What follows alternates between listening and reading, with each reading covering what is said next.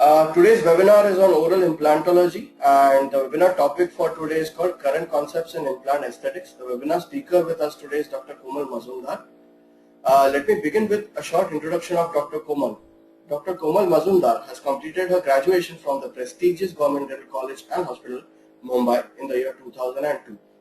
She is currently pursuing her Masters in Implantology at the Stony Brook University, New York. She has been awarded the Diplomat at the Indian Society of Oral Implantologists (ISOI) in the year 2013.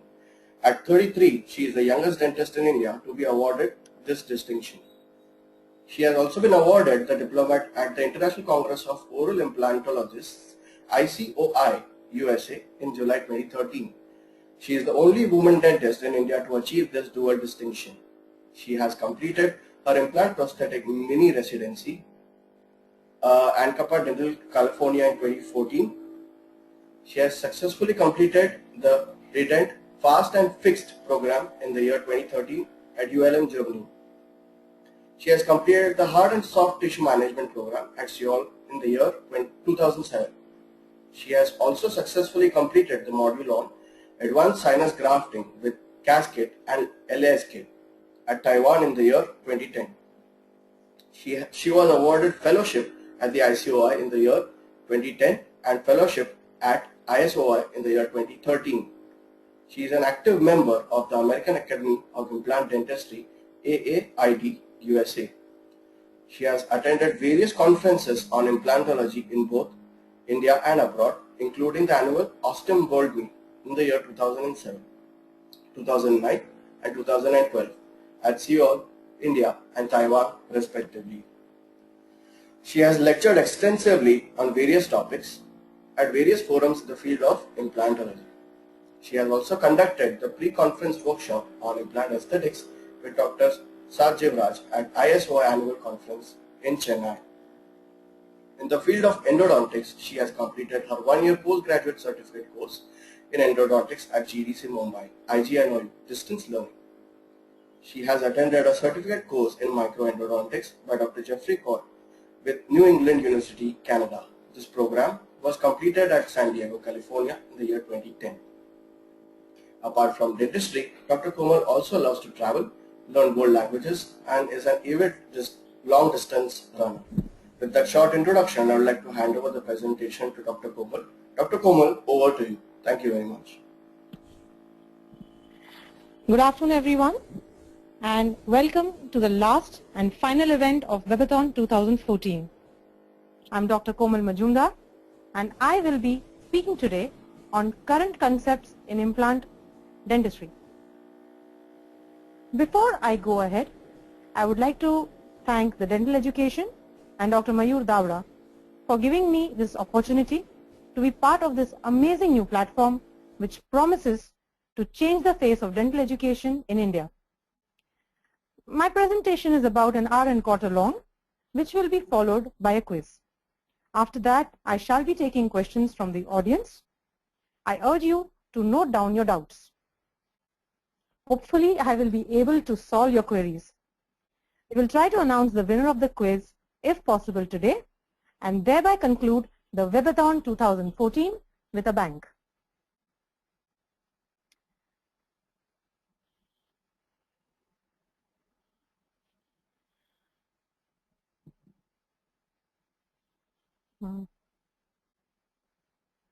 So let's begin with the current concepts in implant aesthetics.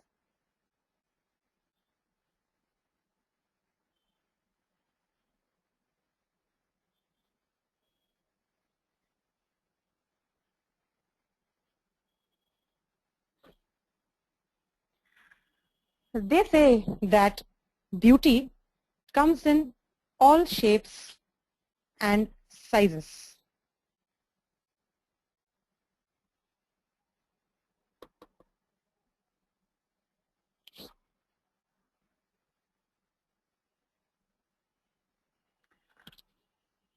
I think it is taking a little longer to load the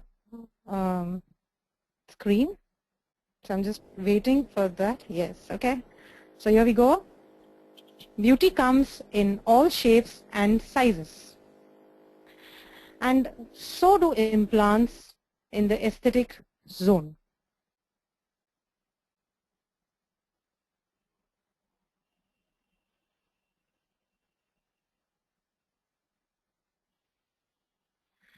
Some are a bit long, like the one you see on your screen. Eventually you'll see it in like a minute.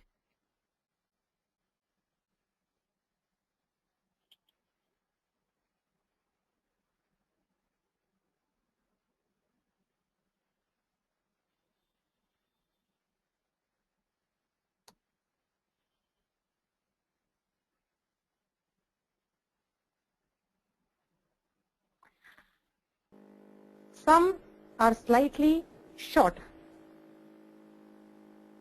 Dr. Komal, I think you need not wait for a very long time, because I think we are able to see that pretty well. Probably the audience view is not turning fully 100%. If it's turning 50%, you can proceed. Okay. Yeah. Thank you. So some are a bit long. Yep. Some a tad short.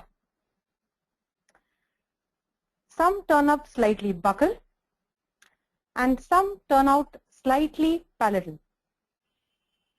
Some have white ceramic in place of papilla, and some simply have these cool dark triangles instead. Some are slightly multicolored, and some have this funky metallic look. Or, on second thoughts, we could do away with all this excitement and come up with results that look like this, or this, or this, or as a matter of fact this. So let me share with you a case that I did 9 years ago when I had barely started my implant practice. I would like you to meet Kashif, a 35-year-old male patient who had a history of a motorcycle accident. The patient came to me with the upper right central and the lateral broken down subgingivally. I went ahead, raised the flap, and extracted those two teeth. I gave a RPD to the patient for the next 3 months, and I told the patient to get back to me after 3 months once he has had complete hard and soft tissue healing. The patient came back to me after 3 months. I went ahead and placed my implants in both the upper right central and lateral incisor, and gave the patient the RPD again and asked him to come back again after 3 months. The patient came back after 3 months, and I started my final prosthetic phase 7 months after the extraction. And this is the result 8 months after the extraction of this patient. What would I do now? What would I do differently today? I would like you to meet Suman, a similar aged female patient who walked into my clinic with a badly broken down tooth like this. She wanted replacement of her tooth. After thorough diagnostic procedures, x-rays, etc., and talking to the patient, we decided to go ahead and remove the tooth the same day. This is how we removed the tooth, and went ahead and placed my implant the same day. Went ahead and fabricated the temporary in the clinic itself, and the patient walked away the same day like this. The patient came back after 6 weeks. We removed the temporaries, took her final impression, went ahead and fabricated her final prosthesis, and this is the result just 12 weeks after the extraction. So what do we intend to do today? We intend to take you and find a way for you from this to this. And how do we intend to do that? I intend to do that in 6 parts. My presentation would be of 4 parts. The first part, I will just talk about some basics. The second part, I will get into the factors that are important for implant aesthetics. The third part would be the glamorous part, wherein we cover the surgical module and some current concepts in implant dentistry.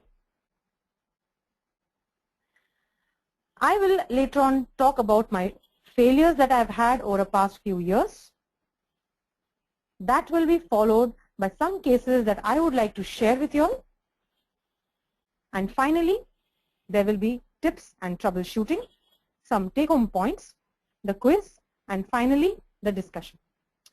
So let's begin. So let's begin with some basics. Let's get back to basics. In this, I am going to talk about the various types of placement. Why are immediate implants the treatment of choice in the aesthetic zone? I would like to touch upon some topics, very, very important topics of biological width and platform switching.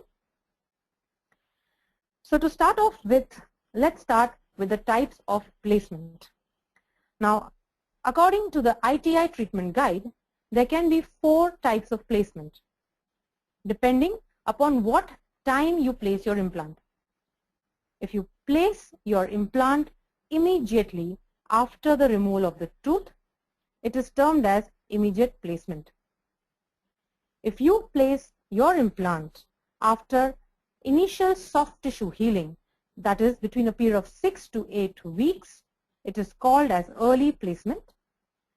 If you still wait further and let not only the soft tissue heal, but also some amount of bone healing to happen, in the period of 12 to 16 weeks, it is termed as early placement with partial bone healing.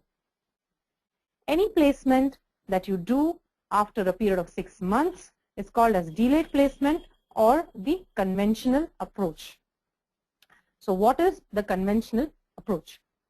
Conventional approach means the implant placement is done after complete hard and soft tissue healing. The implant is countersunk for a period of 3 to 6 months.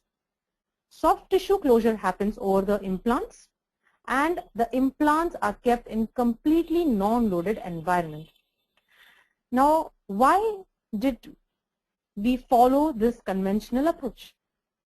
We followed this conventional approach because there were a lot of advantages to it. The first being that there is less chance of bacterial infections. It prevents the epithelium to grow over the implant. Also, because the implant is submerged, there is absolutely no chance of failure due to early implant loading. So this was the conventional approach. But what is the current concept then?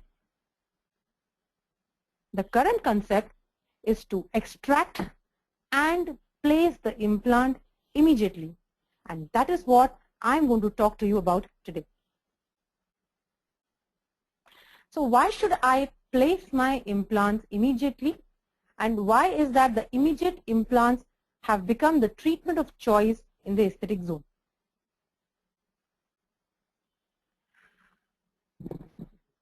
There are various advantages of placing the implants immediately. To begin with, from patient's point of view, it is a single procedure. You can promise the patient the tooth the same day. Because it is a single day procedure and you are giving the patient immediate restoration, the acceptability of the patient is much, much higher. Because the patient is undergoing only one surgical procedure, it is less traumatic for the patient, both in terms of surgery and psychologically. But what I find, that was from the patient's point of view. From my point of view, the biggest advantage that I see of immediate implants over the conventional approach is that it prevents the collapse of the papilla, and the provisional that I give my patient, it prevents the soft tissue recession. Because there is a harmony between the white and the pink because of prevention of collapse of papilla, naturally there are better aesthetic results, and it reduces the overall treatment time both for the patient and for me.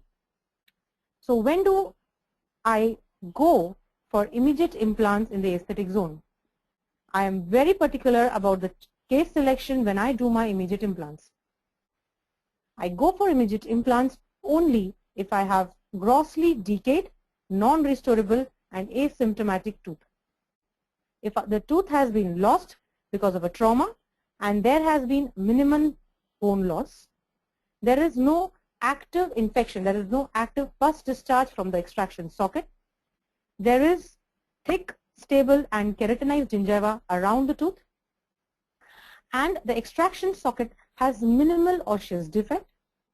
A very important factor is to understand that the adjacent teeth that is present around the extraction socket have to be healthy with good periodontal support, and with regards to the bone, there should be adequate bone volume available, apical to the extraction socket to give primary stability to the implant apex. But do I jump in for all my cases for immediate implants? I do not. I do not go for immediate implants when I actually see pus discharge from the extraction socket. When there are large buccal dehiscences in which some major guided bone regeneration procedures are required, if the socket area requires some soft tissue correction or there is less amount of keratinized gingiva present, let me point out to you that long-standing periapical radiolucencies are not a contraindication for immediate implants. Fenestrations too are not a contraindication. They can be easily handled. So that covers our basics. Now let's get into the concepts that are very relevant for implant placement in the aesthetic zone. In this topic, I will talk about three factors. The first being the site factors, the importance of primary stability, and the type of implant that you need to select for your immediate cases in the aesthetic zone. Let's talk about site factors. In site factors, I'll talk about the bone, the soft tissue, and the occlusal forces that play a role in that area. With regards to bone, the first topic is the bone dimensions. Now, what do you mean by bone dimensions? Bone dimensions simply means how much bone is available to place your implants. You have to realize that a minimum of 3 to 5 millimeter of bone is required beyond the extraction socket for primary stability. But if you have a non-infected periapical lesion, just going beyond the socket is not going to work. You need to have at least 3 to 5 millimeter apical to that radiolucent lesion. With regards to bony anatomy, if you see the picture on the right hand side of your screen, if you want to place a tooth if you want to place an implant after removing the tooth, the bony anatomy that is seen in that area is favorable. That means the implant that goes in that site will be in a good bony housing. So how do you evaluate this bony anatomy? It is best evaluated by a CBCT. The CBCT will tell you whether it is a favorable anatomy or an unfavorable anatomy. Like if you see the picture on the lower half of your screen, there is absolutely no buccal bone which is present. So if you extract this tooth and you try to place your implant, you are going to get an unfavorable anatomy. So you have to realize that you may or may not require grafting depending on how the bone is present in the CBCT. Also, a diagnostic wax-up highlights if there is any tissue deficiencies. You have to evaluate the bony anatomy not in 2 dimensions but in all 3 dimensions of mesiodistal, buccolingual and apicocoronal directions. With regards to soft tissue, the only thing that I can tell you about the soft tissue in this presentation is that you have to evaluate if the soft tissue is of a thick biotype or a thin biotype. That is, does the patient have thick gingiva or thin gingiva? Now, how do you evaluate that? What is the clinical test for that? There is something called as a transparency test. You take a periodontal probe, insert it in the sulcus of the patient.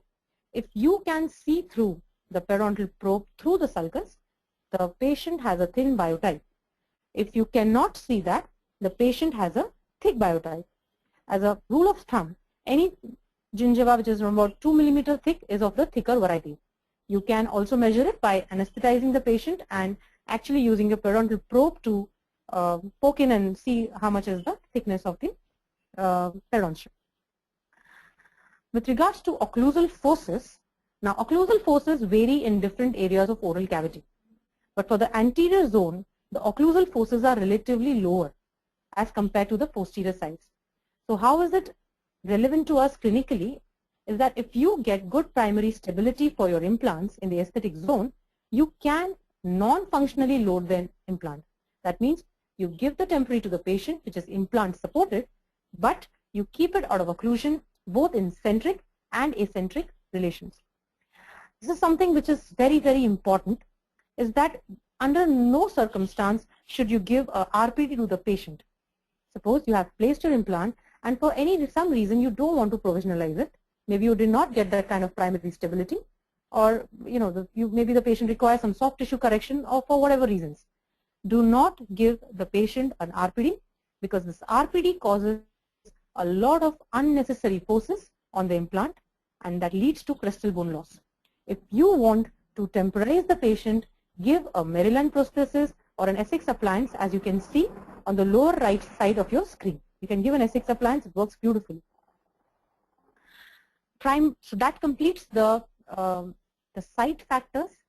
Let's get on to primary stability.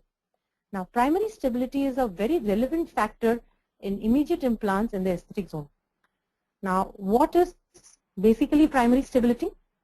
Primary stability is the mechanical stability that one achieves immediately after the implant insertion. It decreases between the 1st and the 5th weeks. Once the primary stability goes down, the secondary stability or the biologic stability takes over. That takes around about 6 weeks. Now, this is theory. How is it relevant to us clinically? I'll explain to you with this small little chart. If you can see the left part of your screen marked with a blue arrow, as I'm showing here, this is the primary stability on day 1. It is at its 100%. And as time passes, it gradually goes down over a period of 6 weeks. And the secondary stability, which is shown by the red arrow, is 0 on day 1, and it gradually increases over a period of time. So, and if you see this chart on the right-hand side of your screen as marked with a pink arrow, the implant has the least stability, both primary and secondary, between the 2nd and the 6th week. That means if you want to load the implant, you either load the implant immediately or you completely wait for a period of 6 weeks and then go ahead and load your implant.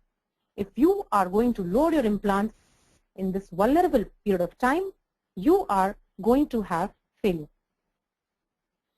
So why is it so important?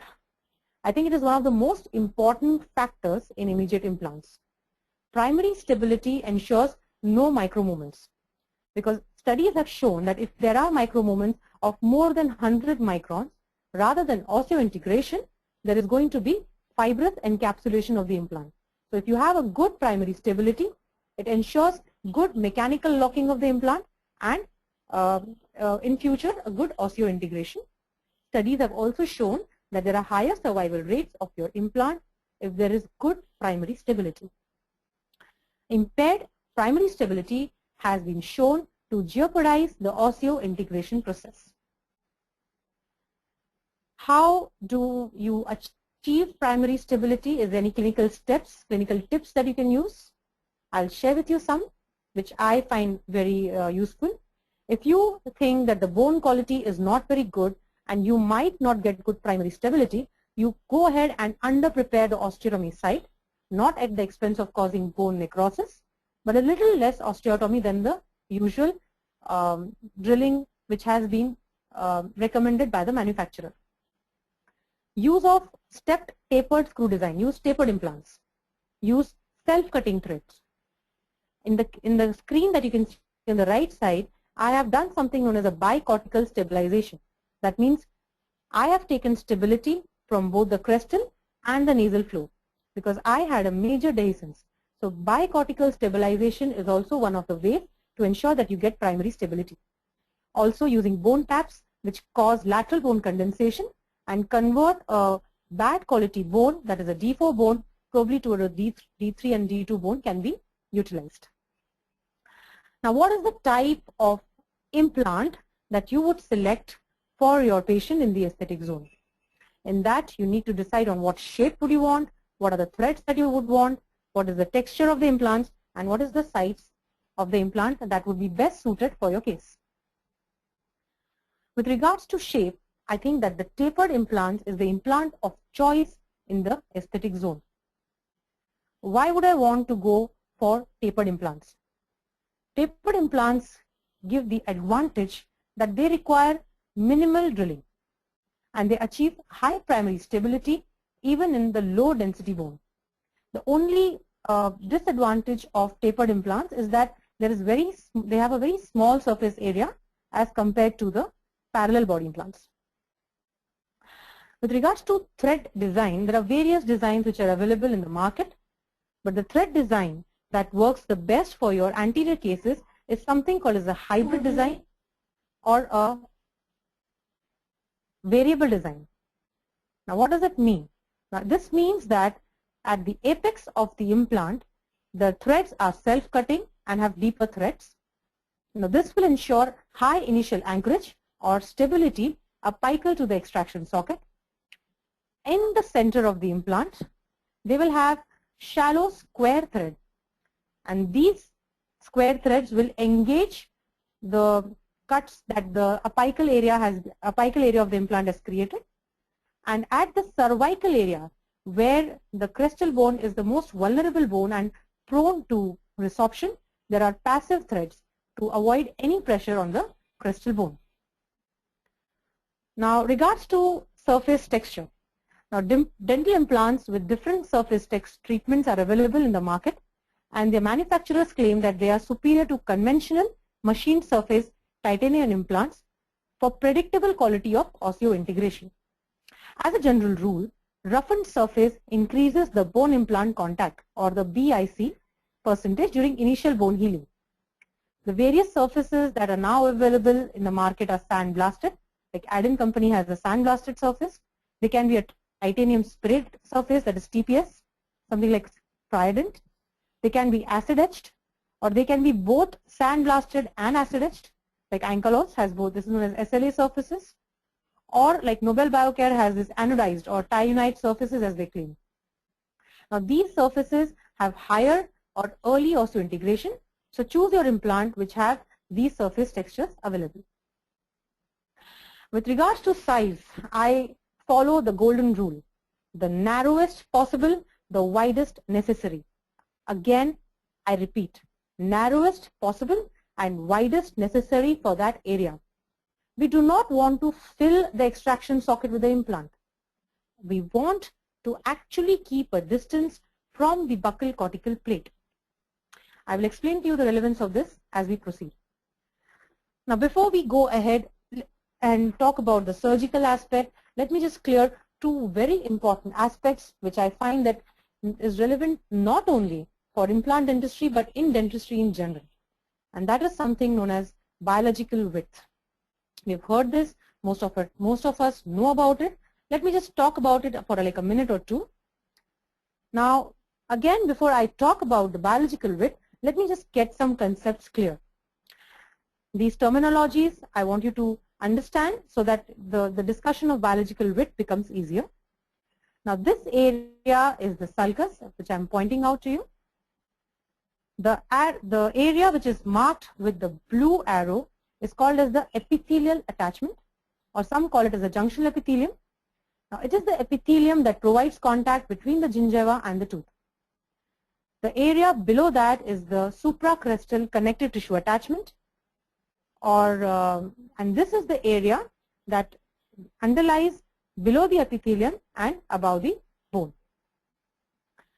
Okay, so what is biological width? Now, biological width is basically the combination of junctional epithelium and the supracrestal connective tissue. This is the biological width. The point you have to understand is that gingival sulcus is not a part of the biological width. So why do we need this biological width? The basic concept of biological width is that the bone tries to be away from any source of irritation. If you ask me how far from this irritation, maybe a 1.5 to 2 millimeter away from any irritation. Now this is achieved by this band of connective tissue and epithelium that separates the source of irritation, that is the oral cavity, and the bone. So basically, biological width is just a buffer zone for the bone to be away from any source of irritation. In simple words, if I put it, the bone is protected by the irritation by connective tissue. Connective tissue is in turn protected by the epithelium. Now, why does it happen in human beings? Simply because human beings are genetically coded for this. There are certain facts about biological width that you need to understand. That the biological width is normally around 2.04 millimeters, the average value. Out of the 2.04 millimeters, 1.07 is the connective tissue and 0.97 millimeters is the epithelial attachment. Gingival sulcus is not a part of biological width. This complex is supracrestally located, and the rule of biological width is that the zone of connective tissue separates the epithelium from the underlying osseous structure. Now that I have bored you with all this theory, you would like to know what does this mean to us and why am I speaking about it in this webinar. What this means to us is that any encroachment of the biological width will lead to the bone getting exposed to irritation. Once the bone gets exposed to this irritation, it will try to get away from the irritation by resorption. Once hard tissue resorbs, soft tissue will follow, and clinically, that is what is more relevant to us, is that we will see gingival recession and exposure of margins. Biological width is also present around the implants. It is physiologically formed and it is a stable dimension. What it means is that you have to have adequate width of peri-implant tissues around the implant to maintain the biological width. If this dimension is not satisfied, bone resorption will occur around the implant. Again, is it relevant to us? Yes, it is absolutely relevant to us. We all know that once we load the implant, we see crestal bone loss around the implant in the first year of loading. Now, it baffled the dentist all around the world for so many years. And they found out the reason for this crestal bone loss was actually that the body was forming a biological width around this implant. So bone loss that we see around the implant in the first year of loading is primarily related to formation of biological width. This biological width is not only a vertical component as we all imagine it to be, it also has a horizontal component. That means if you place your implant too close to the tooth, that is, you're encroaching on the biological width of the tooth, there will be bone resorption. And for similar reasons, if you place your two implants close to each other, you are going to have bone loss around both the implants. You know, in the first 3 years of my implant practice, the only relevant meaning of platform switching to me as a true blue Mumbaikar was this. This is what was platform switching to me. And if I heard about this concept anywhere in the implant conference, I would, give that classical non-committal nod that we all Indians are world famous for. So if any one of you out there does not know about the concept of platform switching in implantology, it simply means using a smaller diameter abutment over a larger size implant. Such a small thing, but with great relevance. Now, to make you understand this concept, as I told to you that the bone tries to be away from the zone of irritation. Now, this junction that is present between the abutment and the implant is a source of irritation to the bone. No matter what the implant company claims, no matter what type of connection they have, there is some amount of movement always present in this area, which is marked by the red arrow. That means if there is any movements, there is irritation and there will be bone loss because of these micro movements. Now, what platform switching essentially does is that it takes away this zone of irritation. It takes away this zone of irritation from the crestal bone to the center of the implant. This is the center of the implant. It is taking away this zone of irritation towards the center of the implant.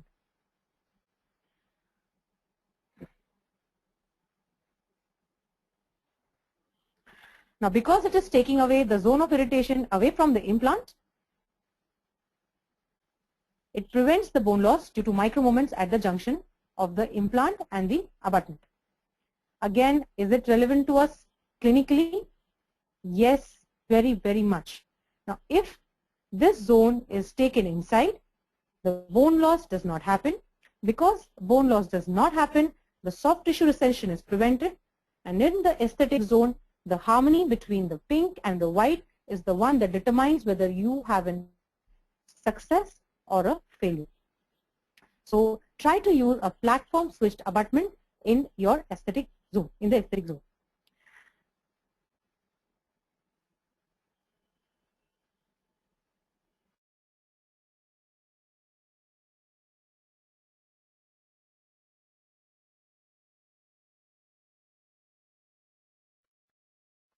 Okay, so now let's get on to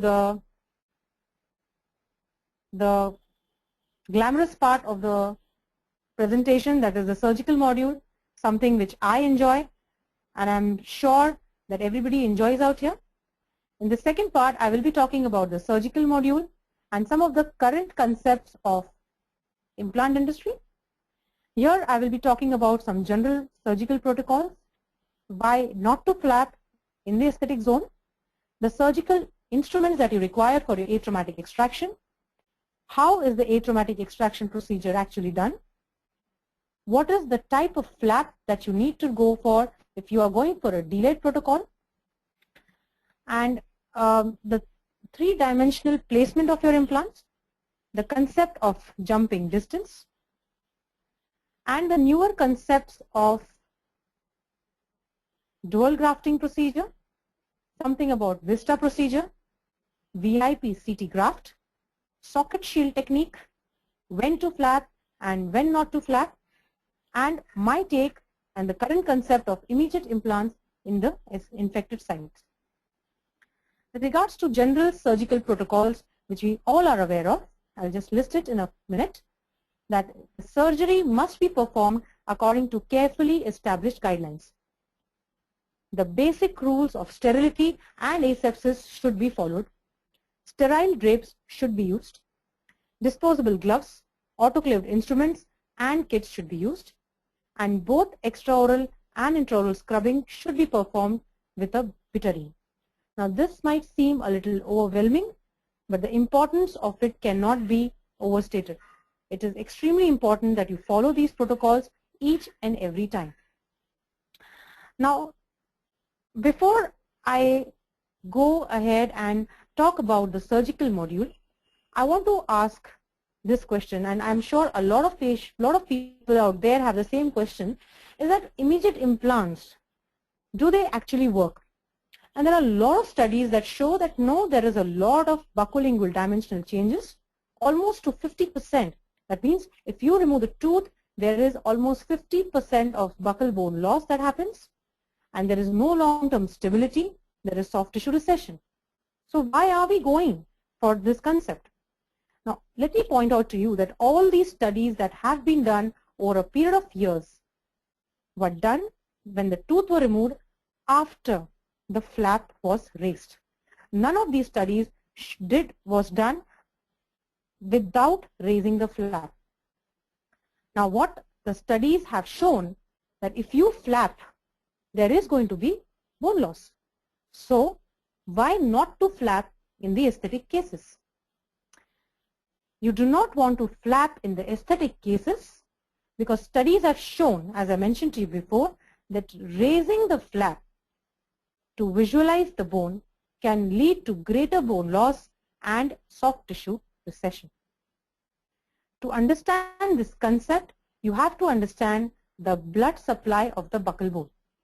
Now the buccal bone basically has three sources of blood supply. One is the periodontal ligament, the second is the bone marrow, and third is the periosteum. Now the periodontal ligament is lost once you remove the tooth. If you see this thin sliver of bone marrow which is present in the buccal bone, I do not think that there is any kind of nourishment that it can provide to the buccal bone. So the only source of nourishment to this buccal bone is the periosteum. And if you raise the flap, what you're doing is essentially you're depriving the blood supply from the periosteum. Studies done by Grunder et al. Have shown that dimensional changes in the extraction socket without flap elevation are comparatively lesser. They do not claim that there is not going to be any dimensional changes. There is going to be approximately a millimeter of change even if you do not raise the flap. But the dimensional changes, if the flap is raised, is almost to 4 to 5 millimeter. But if you do not raise the flap, you're getting it down to less than a millimeter. So which is quite a leap, and I think that raising the flap has its certain disadvantages in some cases. So if the flap is raised, the buccal plate gets exposed. I'm repeating this again, and there is higher chances of resorption. If the flap is raised and it is advanced for primary closure, what you're doing is you're shifting the mucogingival junction in the aesthetic zone, and you're also causing a shortening of the vestibule. Now that we have got our concepts clear, let's take our BP handles and blades and start with the surgery. But what are the instruments that you require for your atraumatic extraction? I've told you, do not raise the flap. You have heard about it, why you do not want to raise the flap. But how do you remove the damn tooth without raising the flap? So what are the instruments that will help you is, the first one is the humble 15C blade. Now 15C blade differs from a normal 15 number blade is that it is smaller. Now because it is smaller, what you can do is you can easily place it in the sulcus. Now once you place it in the sulcus, it cuts the circular groove of gingival fibers, and that allows you to place your second set of instruments, that is the periotomes or the luxators, either periotomes or luxators or both. You can actually have both in your practice for your atraumatic extraction. If you happen to have a piezo unit with you in your clinic, you can go ahead and buy the extraction kit in the piezotome for your atraumatic extractions. Also, there are various other instruments that you can use. There is something called as physics forceps. I'm sure a lot of people have heard about it, that help in the atraumatic extraction. There are different systems which are available. By the way, the physics forceps is currently, the Eden company is the one which distributes this physics forceps right now. It costs approximately almost 50 grand. So if somebody is interested, that is the source. You can go ahead and buy your physics forceps. The other systems are the Venex extraction system and the Exomed. Now these two systems use the vertical component or vertical forces to remove the tooth atraumatically. Now, how is the atraumatic extraction different from what we usually do, as I have shown you in our clinics? How does it differ from the usual extraction that we do in our clinic? Now, for the atraumatic extraction, if I show you the step-by-step procedure. No, okay, before I actually show you the procedure, let me just tell you first how periotomes and luxators actually work. Now, periotomes and luxators basically are termed as atraumatic, but I would still say that they are minimally invasive because they too, to a certain degree, cause trauma because they use the horizontal component of force that causes bone expansion and some degree of trauma.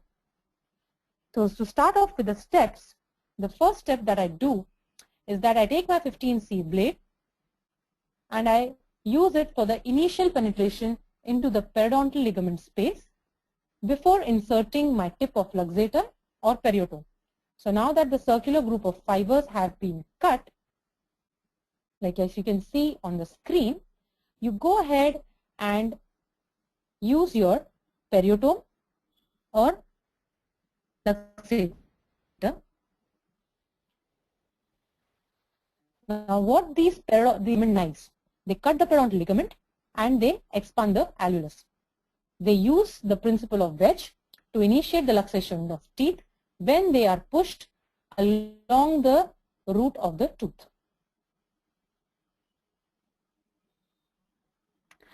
After that is done, what you do is you place your periotomes in the interproximal space, either the mesial or the distal interproximal space. Sometimes you just use a periotome followed by a luxator, or sometimes even luxators are enough to achieve the atraumatic extraction. Once you place your luxator or periotome in the periodontal ligament space, push it in further, and then what you do is you close your eyes and you sleep off for a period of 3 to 4 minutes, because that is the time that is required for the periotome to actually act on the periodontal ligament space. Once you have done that, you remove the periotome or the luxator from the mesial interproximal space, repeat the same procedure on the distal aspect, and continue this procedure.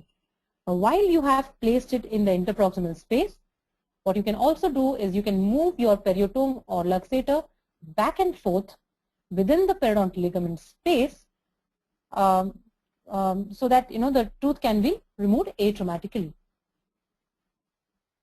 in more like a pendulum motion. Now, the point that you should remember is that both the periotome and the luxators have to be used only on the proximal surfaces and not on the buccal or the lingual surfaces. Otherwise, the whole purpose of doing atraumatic extraction would be lost, because you want to preserve that golden dust that we have in the mouth that is called as the buccal bone. And usually when you do this procedure, by the time you reach the 2/3 of the tooth, you have adequately luxated the tooth and can grasp the tooth with your forceps and remove it. You have to always remember that periotomes and luxators are not elevators. Do not elevate your tooth using these instruments. They are simply periodontal ligament knives, and the only thing that you will achieve by using them as an elevator is to break your instrument. So just use them primarily to cut your periodontal ligament space, as you can see in this picture. Once you have luxated, once you have loosened the tooth out adequately, use your forceps and take out the tooth. Remember not to luxate buccolingually. As a dental student of BDS, we are trained to take the grasp the tooth and give it a buccolingual motion and take out the tooth. Be very gentle. The key to atraumatic extraction is, in fact, there are 3 keys to atraumatic extraction. The first is patience, the second is patience, and the third is also patience. The reason is you do not want to damage the thin buccal bone. Also, when you're going to use your forceps, make sure that you have supported the buccal plate adequately and do not want to take any chances while you're removing the tooth. The same principles are to be followed for your premolars. If you're going for molars, it's not in the discussion right now, but the only point that I would like to make is that if you are going for a multi-rooted tooth, section the tooth and remove the root pieces individually. For the forceps, now how I would like to talk about physics forceps, because it is available in India, and this is something I think which will eventually be available with all the dentists in India. So you have to understand how they basically work. Now, conventional forceps handles, they only allow the grasping of the tooth. As you can see on the first picture on the left side. They do not give you any mechanical advantage to remove. You're just grasping the tooth and you're pulling the tooth out. Whereas physics forceps have these handle, they have a bumper, as you can see here. This is the bumper which is attached to the handle. The beak of the extractor is positioned on the lingual or the palatal aspect of the tooth. Once that is done, the bumper is placed on the facial aspect of the dental alveolus. You do not squeeze the tooth out, you do not luxate the tooth out. What you only do is you just gently rotate the handles of your physics forceps, and eventually what happens is, because of this, the creep will settle in the periodontal ligament space and the tooth will loosen out and pop out of the socket. After I have removed the tooth, the next step that I follow is that I inspect the socket for any defects that might be present on the buccal bone. You need to check if there is any fenestration, if there is any dehiscence, how much of buccal bone is lost. I mean, you have done your CBCT evaluation, but after the extraction, you make sure that you have inspected the socket. And a very, very important factor, which can be a major source of failure, is not curating out any residual infection or granulation tissue. You have to take a curette and remove any residual infection and granulation tissue. The only thing that you need to be careful here is to not damage the buccal bone in the overzealous curettage that you might want to attempt. Just to be very, very sure, you go ahead and irrigate the socket with an antibiotic injection like clindamycin 600 milligram to kill any residual pathogens that might be present. You also need to palpate the facial crestal bone. You need to see to what depth is your facial crestal bone present. That will help you decide where you need to keep your final head of the implant. A very good practice is to actually measure the root length and diameter. That will also show you what length of implant you need to go ahead with to go beyond the socket. So now you have removed the tooth. Now pick up your hand pieces and let's start drilling procedure. And the drilling procedure, before we actually take our drills and start drilling, I want you to hold your horses and listen to this. Now the facial cortical plate of the extraction socket is extremely thin. Now when you start drilling, what happens practically is, the moment you start drilling, these drills tend to slip away from the hard palate to the path of least resistance, that is the thin buccal cortical plate, as you can see in the arrow, red arrow which is been marked. If you see a clinical picture, this is the thin facial plate, and you can appreciate how thick the palatal bone is and how thin the facial bone is. So you need to understand that your drills will always go in the path of least resistance, so you need to be aware of that. So how do you ensure that you do not go and perforate your buccal plate? What you can do is use stents to ensure that there is palatal angulation of the drill and subsequent palatal placement of the implant. To ensure that, what I do actually is to take a round burr and create a purchase point. Like as you can see on your screen, there's this round burr in which I create a purchase point. Now this diagram actually shows the direction like straight. I really do not go straight. I go more towards the palatal. I mean, I'm almost like, yeah, on the screen which will appear on the diagram which will appear on your screen shortly, like this. I almost go into the palatal wall. The drilling should be done slightly palatal and not into the socket. You have to ensure that you're not going straight into the socket. And also what you have to remember is that the drilling should be done 4 to 5 millimeter beyond the socket.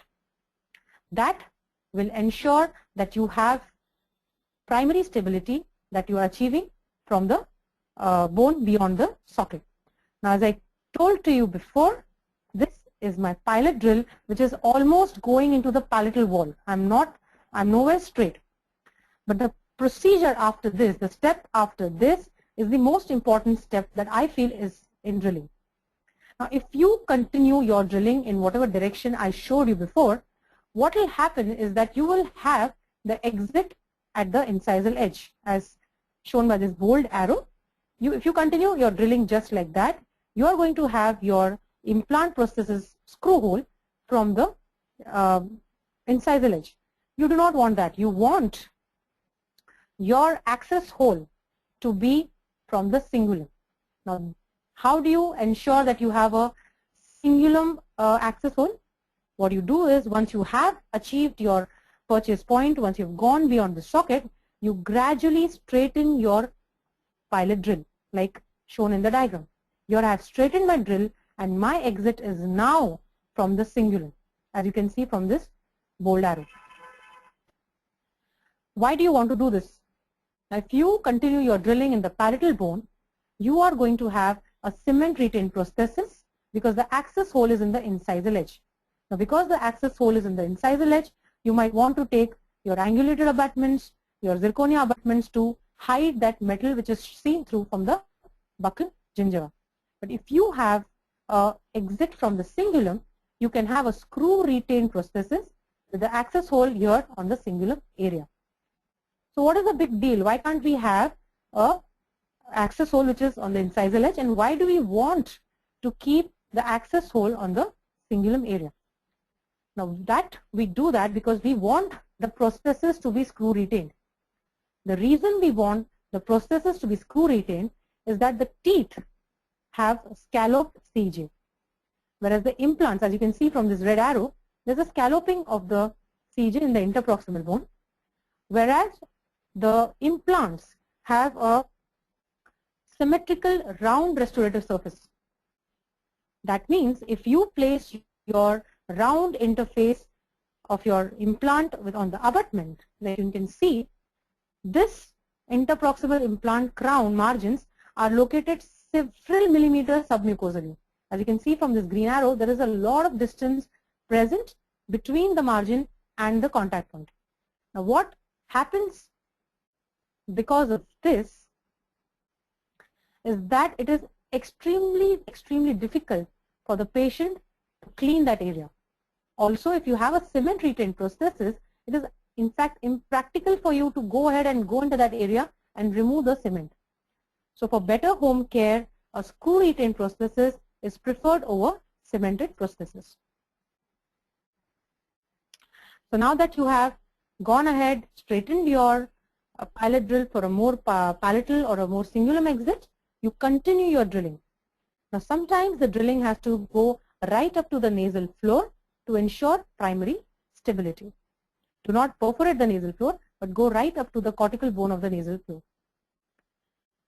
After this, a very important step is to actually verify where you are. You verify the placement of the pilot drill with your X-ray to evaluate the correct direction and depth that you have achieved. You see that you're not encroaching upon any vital structures, you're not touching on any adjacent teeth. Also, you can use your prosthetic stent, like as you can see on the upper left side of your screen, to verify the palatal placement and the palatal access hole that is coming out from the cingulum. The reason this becomes very important is that if you want to make any changes in your direction, in your placement, this is the time to do so, because any changes at a later stage becomes very difficult to manage.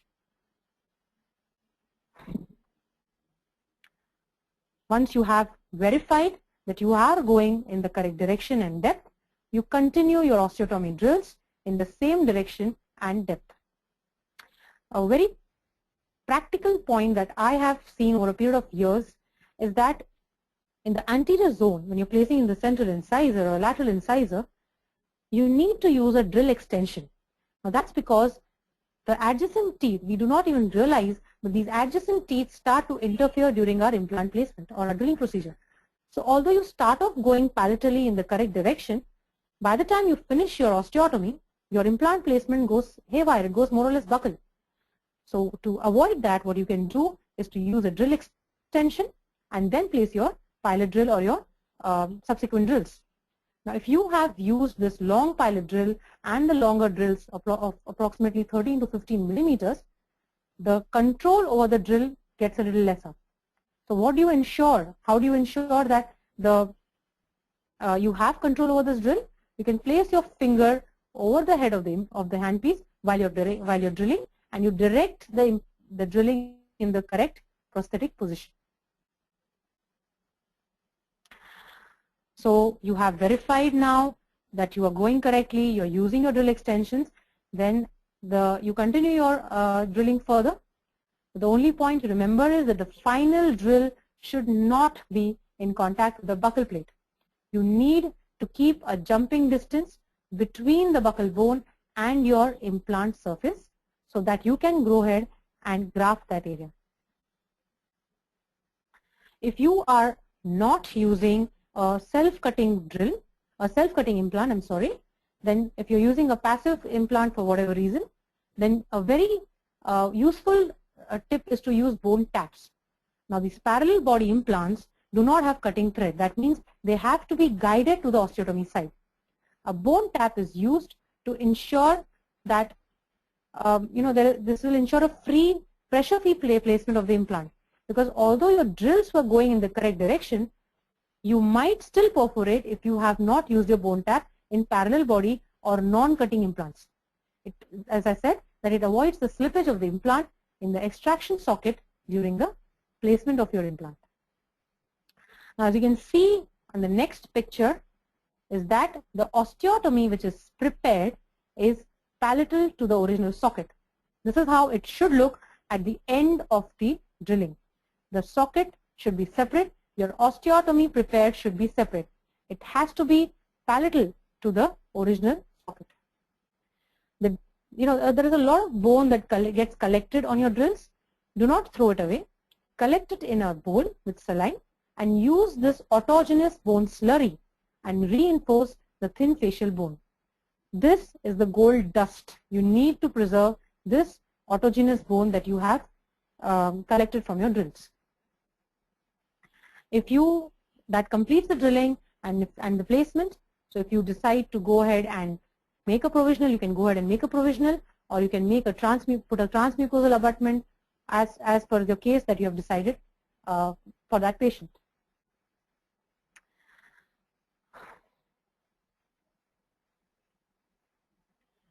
So what are the general tips that you should follow for your implant placement, for your drilling? Bone must not be exposed to overheating.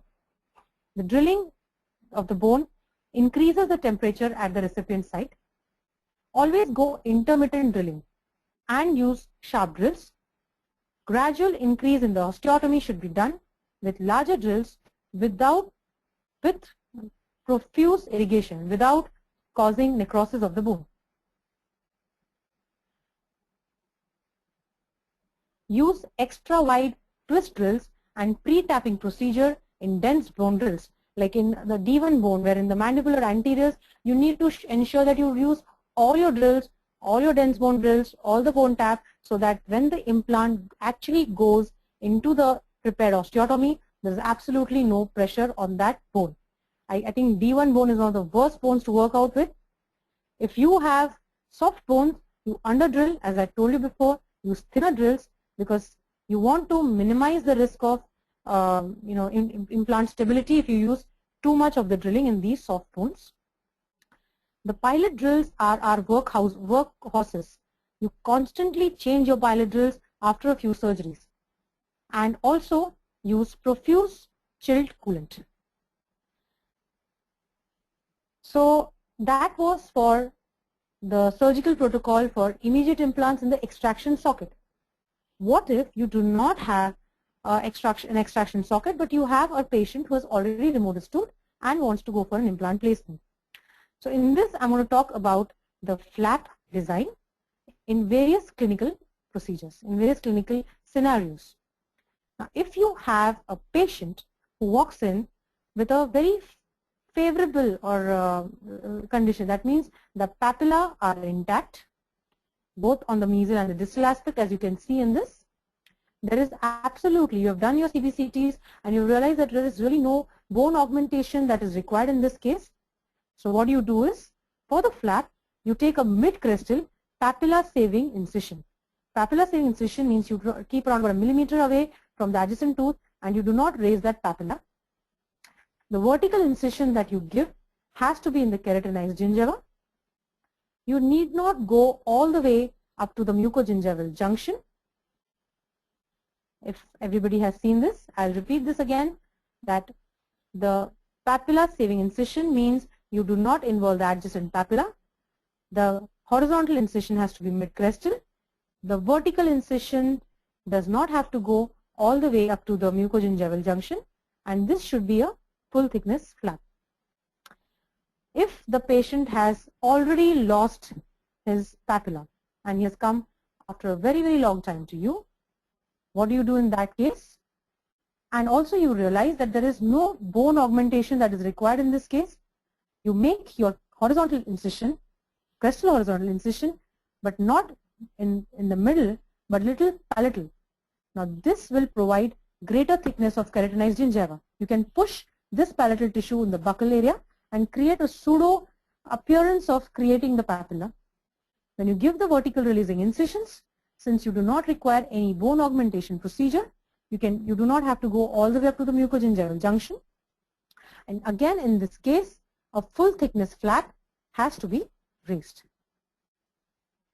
If you decide from your CBCT that there is going to be a lot of bone augmentation that is required, you then go ahead and take a full thickness flap in which you give the vertical incisions well beyond the mucogingival junction.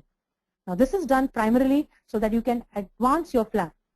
Also an additional incision that you need to give is something known as a periosteum releasing incision to advance the flap further, because if you are doing any grafting procedure, you want to have watertight tension-free closure in such cases so that the graft is not exposed and your grafting procedure becomes successful, because any contamination of the graft is going to lead to failure. So that gets us to now the three-dimensional placement of our implants. Where in the space of this socket do we place our implants? To really understand where you need to keep your implant or where you need to place your implant, you need to first understand the anatomy of the maxillary central incisor. Now why I'm talking about only maxillary central incisor? Because this is the most commonly restored tooth in the aesthetic zone. If you see a maxillary central incisor from our anatomy days, where we were given a block and we were asked to carve, the maxillary central incisor on an average measures around about 7 to 8 millimeter mesiodistally. That means when it comes out from the gingiva, it is measuring around about 7 to 8 millimeter. And on the facial lingual aspect, it measures around about 6 millimeters. Now, just keep this figure in your head, and we will use this at a later stage when we actually start talking about the three-dimensional placement.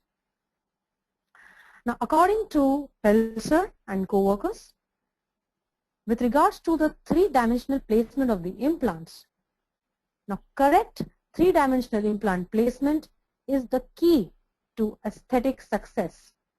Now, regardless of what implant system you're using, the implant has to be placed in the correct three-dimensional area. Now, the placement of the implant depends upon your planned restoration. That means, as I told you, that if you're planning for a screw retained restoration, how your placement differs from whether you have decided to go for a cement retain.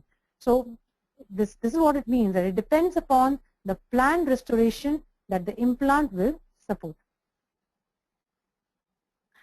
The position of the implant influences your final hard and soft tissue response. The harmony between your pink and the white will only come if you place your implant in correct three-dimensional position.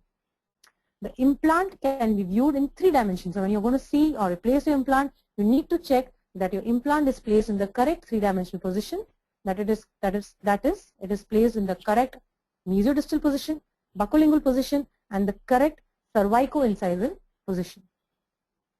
Now, why is that so? Why is that you have to place your implants either in something called as a comfort zone and not in the danger zone? You see the ITI consensus, any implant can be placed in, the implant has to be placed in something called as a comfort zone. If you place your implant in the comfort zone, you are going to get better aesthetics, long-term stability of your restoration. And if you place your implant within the danger zones, complications like implant bone resorption followed by soft tissue recession may occur. Why is it that you have to be so careful, and why can't you just be okay with placing the implant maybe a little here and a little there? So you see that maxillary central incisor is one of the most challenging areas to be restored. What I call it is a 1 millimeter battle. Like if you malposition of even less than a millimeter of your implant will jeopardize the overall treatment outcome. Correct surgical protocol ensures good placement and aesthetics. Now, unlike the other areas of the mouth where biology is more than the aesthetics, this area is driven by both aesthetic and biological philosophy. So it is extremely important for you to remember that not only biologically but aesthetically the implant has to be placed in the perfect three-dimensional position. So let's talk about our first dimension. That is the mesodistal dimension. Now with regards to mesodistal dimension, the danger zones are present next to the tooth. That means if you encroach more than, if you go too close to the tooth, that is 2 millimeter is the area that you need to be away. If you go closer than this area, you are encroaching upon the danger zone. So in the maxillary central incisor, when you actually see the zenith of the maxillary central incisor, it is really not present in the center, but it is slightly distally tilted. So when you are placing your implant in the central incisor, you can be a little bit to the distal to ensure that zenith. The inter-implant distance between the distance between two implants has to be approximately 3 millimeters. Now this is in keeping in mind the horizontal component of the biological width. If you remember what I had told you before, this is how it has to be 3 millimeters away from each other. What happens if you go too close to the tooth? That is, you are going and encroaching the horizontal component of the biological width. What happens is clinically you see reduction in the papillary height. It leads to poor embrasure forms. You have longer contacts. There are compromised clinical outcomes, and there is eventually a circumferential bone loss of the tooth, bone loss around the implant. Let's talk about the second dimension. The second dimension is the facial-lingual dimension. Now with regards to facial-lingual dimension, the danger zones are located both facially and palatally to the comfort zone. Now how do you decide which is the danger zone and which is the comfort zone? So if you draw a line joining to the buccal surfaces of the adjacent teeth, as you can see in this diagram, the implant has to be placed in this green area palatal to the imaginary line. If you enter the facial zone like you see in this area, what you are going to do is you want to have facial bone loss, and eventually you are going to have buccal soft tissue recession, and because you have buccal soft tissue recession, you are going to have loss of papilla, and clinically you will have very, very long and unaesthetic looking teeth. With regards to palatal danger zone, if you see the diagram on your left side of your screen, the upper one, if this implant is placed too palatally, yes, you will not have any kind of resorption, but because you have placed the implant too palatally, over the long run, you will have to give the patient something called as a ridge lap pontic to compensate for your placement. Now this ridge lap pontic is one of the most unhygienic type of pontics that you can deliver your patients. It is extremely difficult to clean this area. Also because you have not placed your implants in the correct axial position, there are going to be a lot of cantilever forces on the screw joint and eventual failure of the implant. So make sure that you use your stents and place your implants in the correct prosthetic position. Surgery is just a minor component of your implant dentistry. Implant dentistry is completely prosthetically driven. Do not forget that. With regards to the third dimension, that is the apicocoronal dimension or the incisor-cervical dimension. Now, this is the most critical aspect of your positioning. The most pleasing aesthetic results occur when this discrepancy is minimal. That means you have placed your implant in the correct depth. Now, as I had showed you before, the anatomy of the maxillary central incisor, here you need to understand the relevance of it. See, the implant that you're going to place is it should be 3 to 4 millimeter away from the pre-gingival margin of the tooth. Now, if you understand, now this is where you have placed your implant. This is where the tooth is going to emerge. Now, this area that I'm showing with my arrow is called as a zone of transition. The technicians use it as a running room. They call it the running room. That means it is in this area that your technician is going to change a 4 millimeter diameter implant to approximately a 7 millimeter diameter tooth. So if you do not give this adequate running room to your technician, you will not have predictable aesthetic results.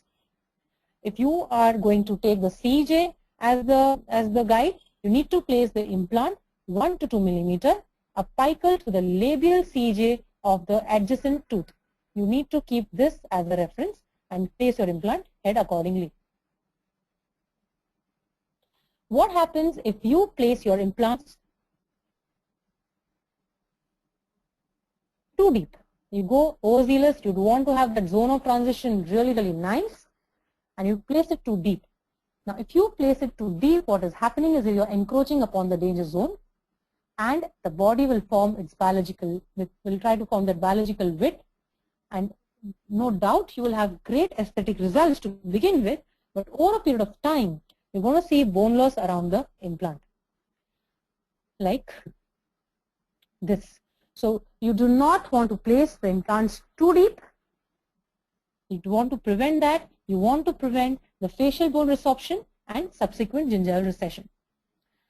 And if you get too careful and you place your implant way too coronally, like this, now if you're going to place it too coronally, you're not giving the technician any chance for that change this diameter, 4 millimeter diameter to a 6 millimeter diameter tooth. There is no running room for the technician to work with. So that will lead to shorter crowns. Also, if by chance the patient has a thin biotype, the metal see-through will be there and the results will be really, really compromised. So if I show you the next case, the very old case of mine, this is a surgical success. The implant has integrated, but this is like an aesthetic disaster. So that completes the surgical module. Let me just repeat the golden rules in implant surgery so that it gets freshened up in our minds again, and I ensure that everybody is awake. Always prefabricate your stent. Always, always, always prefabricate a stent. Atraumatic extraction has to be done with luxators and periotomes. Extraction has to be done without raising a flap. The drilling has to be done palatal to the socket and not in the socket. Final aesthetic results depends upon the precise three-dimensional placement. Screw retained prosthesis will be possible only if you get palatal access hole. Incorrect positioning can be compensated by cemented prosthesis, angulated abutments, ridge lap pontics. But this, over the long period of time, are going to give you compromised aesthetic results. So the next topic is the jumping distance. I told you that we need to keep some amount of jumping distance between our implants and the buccal cortical plate. So what is jumping distance? Jumping distance is basically the gap that you see between the implant surface and the walls of the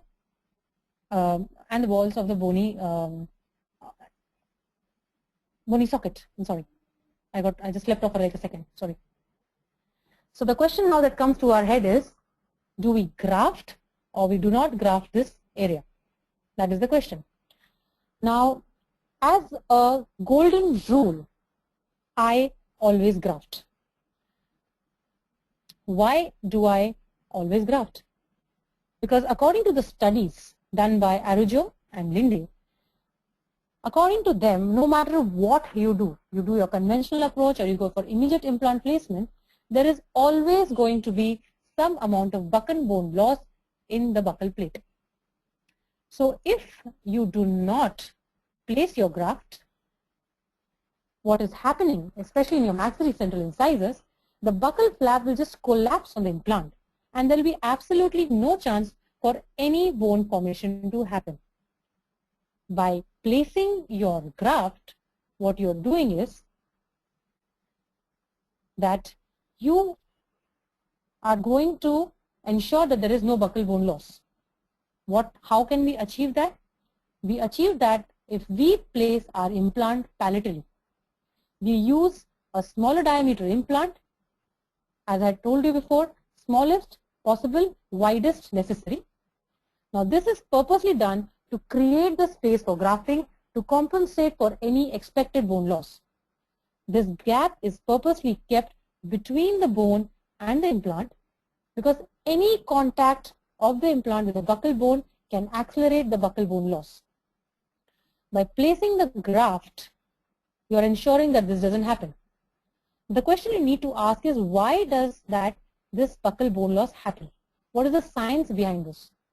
So the problem here is that although any extraction socket always heals with the formation of bone, the problem here is the bundle bone.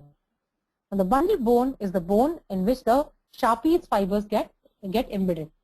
And this bundle bone is a tooth-related tissue. That means embryologically it is formed in a similar manner how the tooth is formed. And the moment you remove this tooth, the bundle bone gets lost.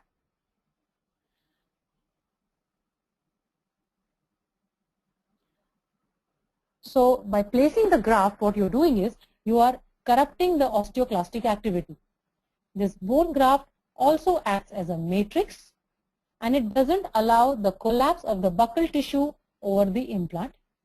It also maintains the space for new bone formation. So by placing the graft, even though we lose like a millimeter of bundle bone, we still have 2 millimeter of gap which is grafted and which is healing with bone. With regards to grafts, in this presentation I'm not going to talk about the various type of grafts and their properties, as it is not really in the scope of this presentation, but I will share with you the type of grafting that I do in the anterior aesthetic zone for better aesthetics. This is one of the current topics, current concepts that is there in implant industry, and it is known as the dual technique of grafting in the aesthetic zone. What do you mean by dual technique? A dual technique, as the name implies, means grafting in two zones, that is tissue zone and the bone zone. The bone zone needs to be grafted to prevent the collapse of buccal flap over the implant. The tissue zone that extends from the free gingival margin to the crest of the bone is grafted also along with the hard tissue, the bone zone.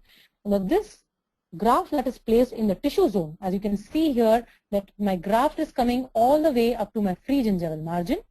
It causes the hardening of the tissue and helps in the soft tissue profile and contours. What is the type of graft that you can place here?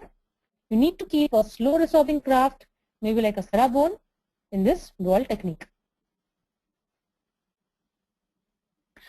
The points to remember in dual technique is that autogenous, allograft, xenograft and synthetic bone can be used to graft the zones. This graft material that is placed, it acts as a scaffold to maintain the hard and soft tissue volumes. It also maintains the blood clot.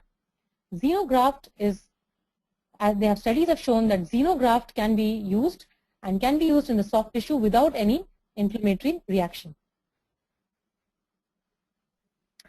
Also, the grafting has to be performed after the provisional is ready and not before, because if you graft before your provisional is ready, you might lose all the graft.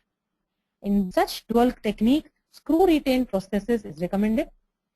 The provisional that you have fabricated, it acts as a prosthetic socket seal to protect and maintain the blood clot.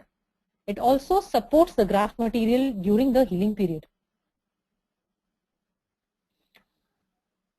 Now that you have grafted, but what if you want to graft and you still, maybe there is a lot of fenestration that is present in the apical or the middle part of your implant, and you want to graft that area, but you do not want to raise the flap, or you simply want to thicken the buccal cortical plate without raising the flap. What do you do in such cases? You do, we discussed before that we do not want to raise the flap. What you can do is something known as a VISTA technique. VISTA technique stands for vestibular incision, subperiosteal tunnel access. This is a surgical procedure which I would like to share with you, and it's a very, very simple procedure and can be used extensively. What VISTA basically means, and it is just a minimally invasive grafting procedure for augmentation of dehiscence and fenestrations. It is used in immediate implants, and the best part about VISTA is it does not require any flap to be raised.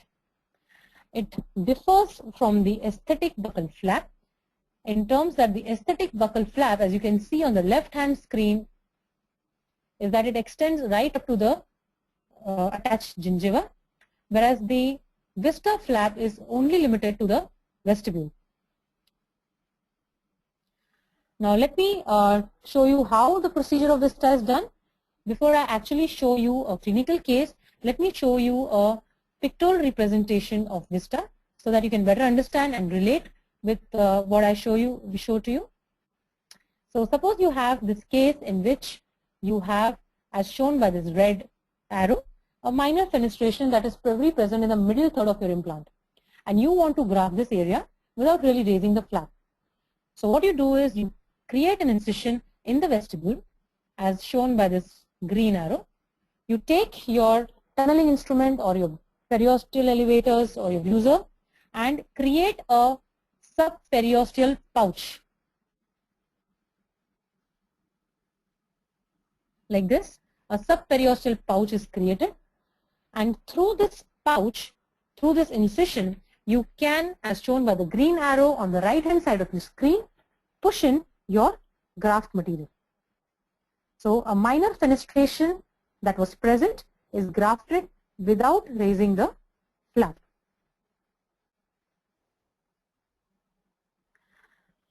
This is the clinical picture. Suppose there is this case where I wanted to do my grafting. What I did was I gave a vertical incision 2 to 3 millimeter apical from the papilla. I gave a second incision at the same level of my first incision, and once that was done, I took my Buser periosteal elevator and elevated the flap subperiosteally. In this case, I was also placing the implant. I went ahead and did my drilling, and I verified the placement. Again, I tried to follow all the protocols that I talked to you about. I verified my pilot drill, and my placement is palatal to the socket rather than the socket.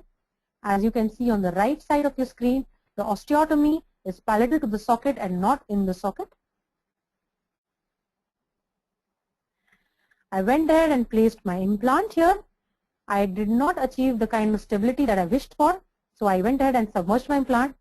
Now, through the incision that I had made, through the tunnel that I had created, I pushed in the collagen membrane and pulled it coronally through the socket.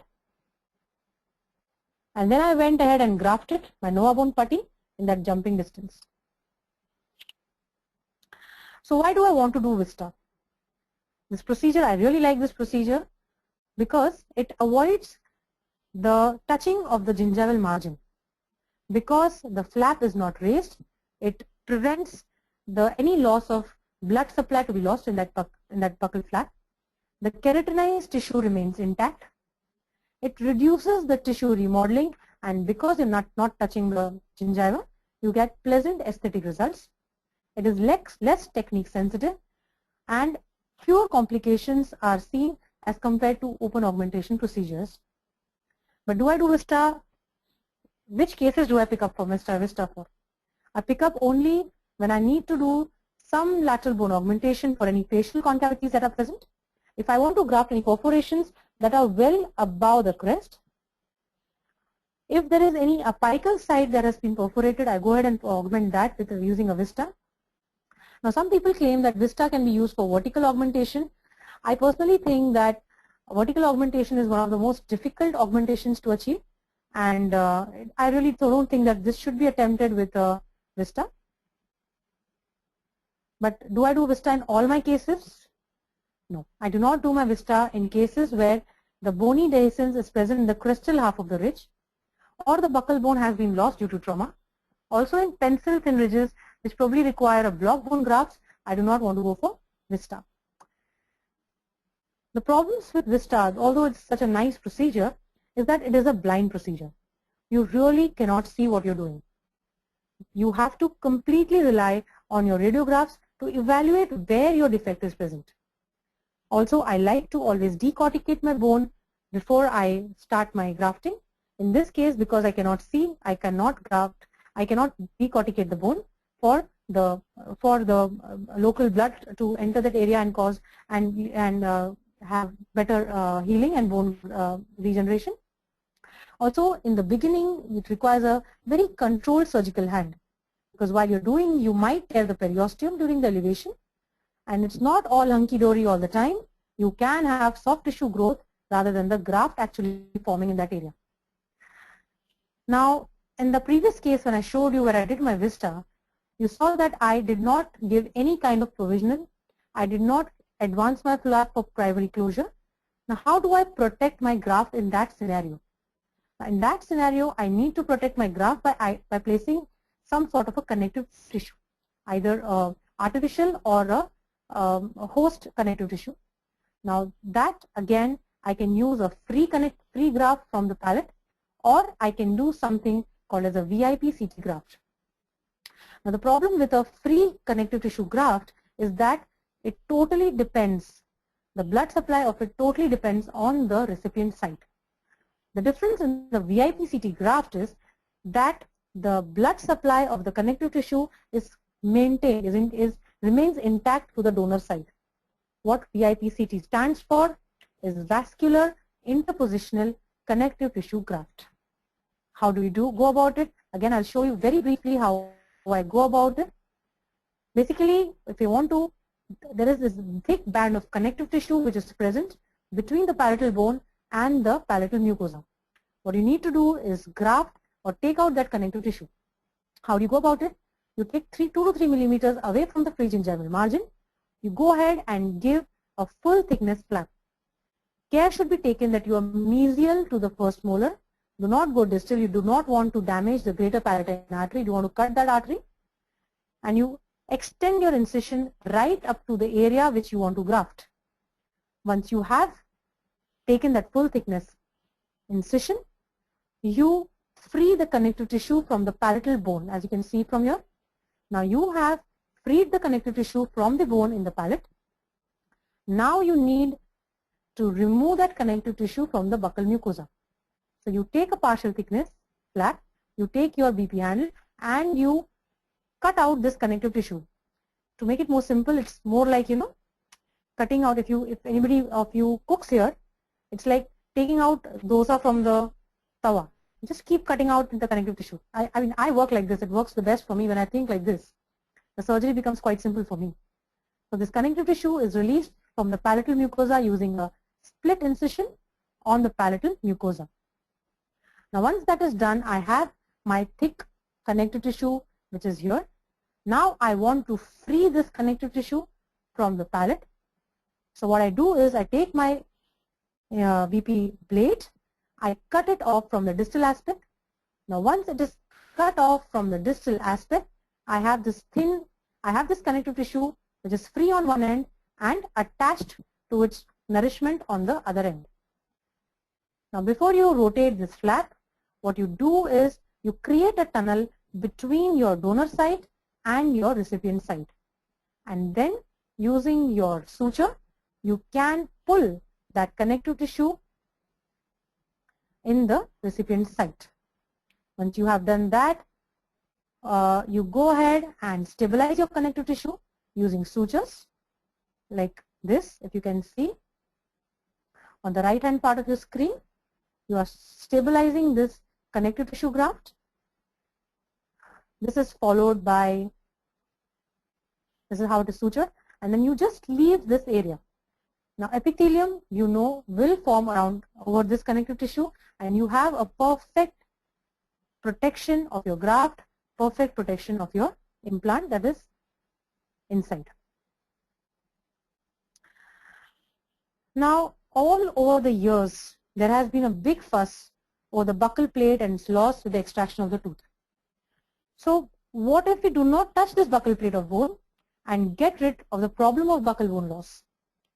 Now that is possible with a technique called as a socket shield technique. This is the current concept which is the hot topic in implant dentistry right now. And what basically is socket shield? Now socket shield, it is an type of an immediate implant procedure in the aesthetic zone where the buccal part of the root is retained to prevent any loss of the thin facial bone. Let me show you the procedure, how it is done very briefly. I have divided this slide into 12 parts, and I'll just keep on talking about the numbers where you can actually see the slide and correlate as to what I'm trying to explain. In the first part, if the patient comes in with a coronal part of the tooth intact, and this tooth is probably indicated for an extraction, what is done is that the coronal part of the tooth is sectioned out. In the second slide, you can see that the root piece is there.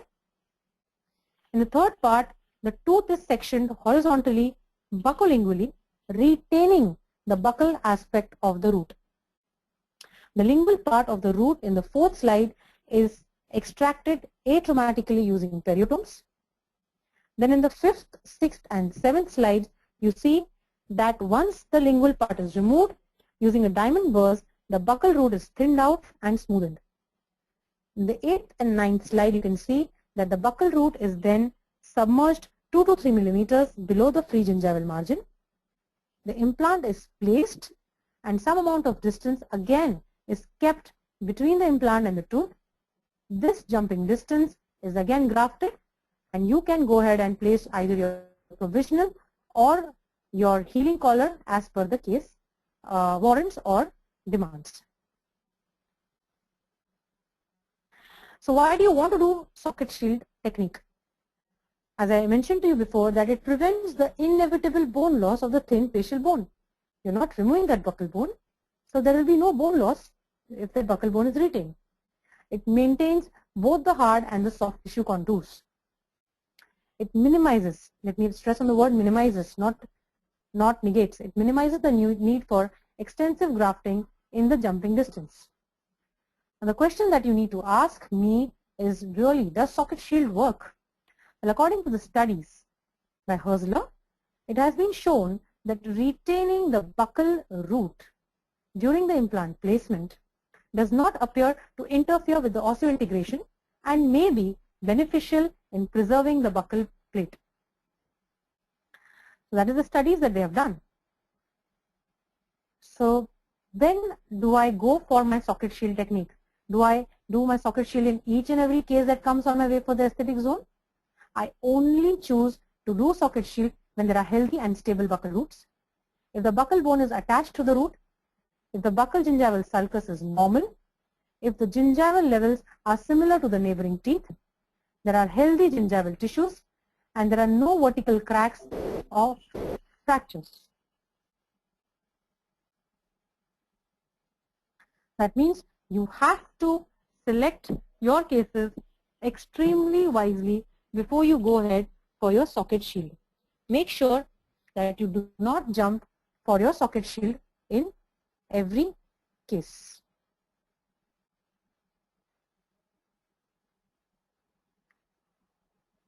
When do I not go for socket shield? I do not go for socket shield in case I have cracked tooths, if I have high gingival contours, if I have some active infection, or if I have some mobile roots. Do not go for socket shield in such cases. The points to remember in this is that socket shield is a relatively new procedure. The case selection is very, very important. Maxillary lateral incisors are more difficult than central incisors. It is a technique sensitive procedure and there is definitely a learning curve to it. Only 1 to 2 millimeter of thickness and 8 millimeter in length of the root should be retained. It has to be differentiated from a socket seal technique. The grafting has to be performed between. We are unable to see your screen actually.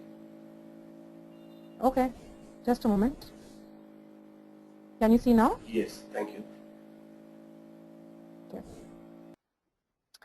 And the grafting has to be performed between the tooth and the implant. Now the question is when to flap and when not to flap. Now that we have spoken so much about not to flap, when do we not flap? The golden rule that I follow is do not raise the flap unless it is absolutely necessary and there is no other option. Do not flap. Flap only. Do not flap when there is an immediate implant placement in an extraction site, when there is no major dehiscence present, or if there is any dehiscence present in apically and you can manage with aesthetic buccal flaps, try to avoid the flaps. And if you want to give any fixed provisional to the patient, do not flap that area. Flap it only when there is significant horizontal and vertical deficiencies, if there is unfavorable bony defects, or if you want to have any soft tissue correction that you would want to attempt by raising the flap. Now the current concept of do immediate implants work in the infected sites? That is the most current debate that everybody has. But a lot of studies have shown that immediate implants do work in infected sites. I'm not going to go into the depth of it. There are a lot of studies and you can feel free to go ahead and do your research. But the bottom line is that studies are now showing that implants can still be placed in infected sites. No discussion on implant aesthetics would be complete without talking about the role of provisionals. I think it is the restoration that supports the soft tissue and the papilla. It does this by supporting the fiber system, thus preventing the collapse of the papilla. The pontic sites have the best chance of papilla formation if a provisional is made. The restoration is what determines the emergence profile, and the ideal restorative shape is the ovate pontic. That completes the discussion on the surgical module. Let me now show some of the failures that I've had over a period of time in the implant practice that I've had. But just before we go ahead, here is one of my favorite scenes from the movie Queen. I don't know, I remember it while making this presentation and I thought it would be relevant considering my sense of humor. So let's go ahead with my aesthetic failures. It is said that smart people learn from other people's mistakes. I'm sure that you would learn some of the points that some mistakes that I did, and I'm sure and I hope that you do not follow the same. Now meet Mr. More. This patient had come to me with intact papillae. There was a small root piece in this case. What I did was I removed the tooth. I did not place my stent. I placed the implant in the socket. I did not give any temporary to the patient. On the contrary, I gave a RPT to this patient rather than a fixed one, and I used a very, very wide implant. What was the aesthetic outcome? I had long teeth and I have facial tissue recession. How would I approach this case now? Today, if I have to do this case, I will fabricate my stent. I will place my implant palatal and not in the socket, and I will definitely go ahead and make a provisional for this patient. This patient is the second failure I had. Now this girl was like a 20-year-old girl who had congenitally missing tooth. We went ahead and did extensive ortho treatment for this lady, for this girl. The orthodontist did his job. He created the space for me, but I did not use stent, and I placed my implant too much into the palatal danger zone, and this is how I ended up at the end. Yes, I did have to do a lot of management. It did not look so bad, but it was not the best result possible, and certainly not what the patient deserved after so many, so many surgery. I mean, after all these surgeries, after extensive orthodontic treatment, I think she deserved much more than what I have given her. The third aesthetic failure is the first one, the first case that I discussed to you about. The things that I went wrong here was that I removed the tooth. I did not place my implant immediately. I did not, can you all hear me? Yes. Very clearly.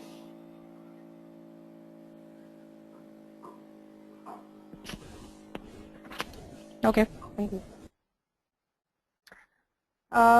So in this case, this was the case I did, the first case I showed you. The only point that I would like to make extra is that the one thing that I did wrong here was I placed two implants next to each other in the central and the lateral region. Now the central and the lateral region, it is extremely difficult to form a papilla. If you have a clinical scenario where you have to place two implants next to each other in the central and lateral, I would urge you to place only one implant in the central incisor and give a pontic, a cantilevered pontic in the lateral incisor, because there is a higher chance of aesthetic success if you do that. This is not my case. This is a case by Dr. Harvey Gluckman. I just want to show upon here that if you use two wide implants which are in contact with the buccal bone, you will initially start off by having good aesthetic results, but here eventually there is buccal bone loss, there is facial tissue resorption. That is all for my aesthetic failures. There are many more, but I'm just sharing few with you. Now I would like to show you my top draw cases, the best cases that I have with me. The first, in this I will be talking about my immediate implants in the aesthetic zones and also some GBR cases. Let's start off with the first case, immediate implant in the aesthetic zone. This is the case I showed you in bits and parts. Let me show you right from the beginning to the end how I managed this case, from the extraction, placement, creating my final prosthesis, and the delivery. So the patient walked in. The patient was also given an option of orthodontic tooth extrusion so that we could go ahead and do a post and core, but the patient simply did not have the time and the willingness to go for such an extensive treatment. So we used the atraumatic extraction protocol. The tooth was removed. The implant was placed in the correct three-dimensional position, and as you can see that the implant is placed well beyond the socket to attain my primary stability. I have used a tapered implant design. I fabricated the screwable temporary in my clinic itself. You can see the palatal access hole. The patient walked in after 6 weeks. You can see the beautiful emergence profile, the soft tissue contouring. Now this is going to be of absolutely no use to you if you cannot transfer this information to your lab technician. How do you record this impression technique? How do you transfer this final gingival contour and give this information to your technician? This is the procedure. What you do is you remove the temporary crown and you attach it to the analog. Once you attach it to the analog, this unit which is there, you connect it in a putty. Let the putty harden. Now once the putty is hardened, you go ahead and remove the temporary crown and place it back in the patient's mouth. It is very important to place it back in the patient's mouth, because if you do not do that, the collapse of the tissue is almost immediately. Once the crown is out, you have your lab analog which is attached to, which is embedded in your putty index. You attach your open impression post in the to the lab analog. Now this is the space that you have around your tooth, around your tooth in the mouth. This has to be recorded with your composite flow. You take your flow and you flow it inside. Once it is hardened, you remove the analog and the impression post. Now you have this customized impression post ready with you that will record the gingival contour. You place the impression post in the oral cavity, and once the impression is taken, you have had recorded this soft tissue contour that you have achieved with your provisional. And this is how the final prosthesis look like.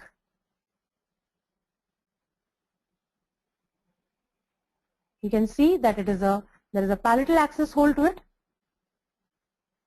and this is the final result after the prosthesis has been fabricated. And this is the final post-op yet again. Second case is a similar case.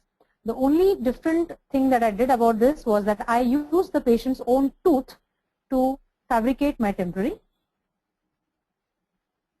The same protocols were followed. I removed the tooth atraumatically. This is the atraumatic extraction site that were done with luxators. Went ahead and placed the implant. And an exact three-dimensional placement is achieved with this. In this case, I used a peak abutment or a temporary abutment so that I could bond the tooth with the implant, with the abutment. I hollowed out the crown, retaining just the buccal part, and I used that buccal crown to form my provisional. This is the 7-day post-op of my patient. The next case is also a case in the immediate implants. Here, the thing that I did differently was that I could not atraumatically remove the tooth, and in this case, I'll show you how I actually form my temporary prosthesis in the clinic itself. Now, this patient had a very, very thin biotype. There was a small piece of root which was retained, as you can see in the X-ray. Now, this root was really very deep because there was a lot of soft tissue closure, and I could not remove the tooth atraumatically in this case.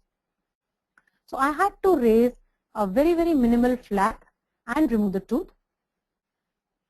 But I placed my implant in the correct three-dimensional position, 3 millimeters away from the free gingival margin and 2 millimeters palatal to that imaginary line that I spoke to you about. These two dimensions have to be kept in mind. 3 millimeter from the free gingival margin, 2 millimeter palatally to the line joining the imaginary line of the buccal surfaces. This is how the placement of the implant. Now I went ahead and took my open tray impression. I poured my cast. Now, because this patient had a very soft tissue, very thin biotype, I used tints to mask the metal in my acrylic temps. As you can see, I have used my platform switched abutment because the biotype was very thin. I did not want to risk any kind of soft tissue recession. I went ahead and placed a platform switched abutment. And again, I had a palatal access hole. This is a screw access hole which is sealed. And this is the final the temporary prosthesis fabricated. I had to give one suture. The next are my GVR cases, something which I really enjoy doing. In this case, I'm going to show you my dual technique which I was talking about. This patient had got his tooth extracted 2 months ago at some other dentist. So when he came to me, you can see that there is a loss of papilla on both the sides. Now, because there is a loss of papilla on both the sides, the flap design that I opted was the incision was taken towards the palatal. I wanted to push this palatal tissue towards the buccal. every time I use my stent for the palatal positioning of my implants. I never skip this step, and I verify my placement with the stent and with the X-ray. After I have achieved the palatal placement of my implant, I go ahead and take my impression. This is my impression post is placed. I take my open tray impression, attach my lab analog, and pour the cast in the clinic itself. Once that is done, I have my cast which is poured. I attach my abutment to it. I use tints to mask the metal, and I fabricate my provisional using this cast. Now for the socket shield. Now once my provisional is ready, what I do is I place a healing collar over my implant. I go ahead and do my dual grafting zone, grafting. That means not only do I graft in my bone zone, but also all the way up to the tissue zone. Once the grafting is achieved, I remove the healing collar. As you can see that this band of grafting which has been done, I go ahead and place my provisional. Now this provisional is going to support my graft. Yes, there is going to be some amount of graft which is going to come out. You just need to take it out, not really worry about it. And this is how it looks. The pre-op, the implant placed, a platform switched abutment, and this is the immediate 7 days post-op of the patient.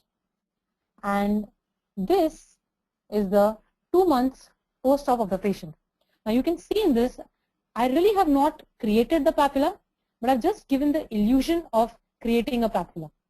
Because I had done my dual grafting zone technique, some amount of soft tissue has retained its integrity, and again, as you can see that between the central and the lateral incisor, really there is no papilla that is forming, but between the two central incisors, some amount of illusion of papilla is seen.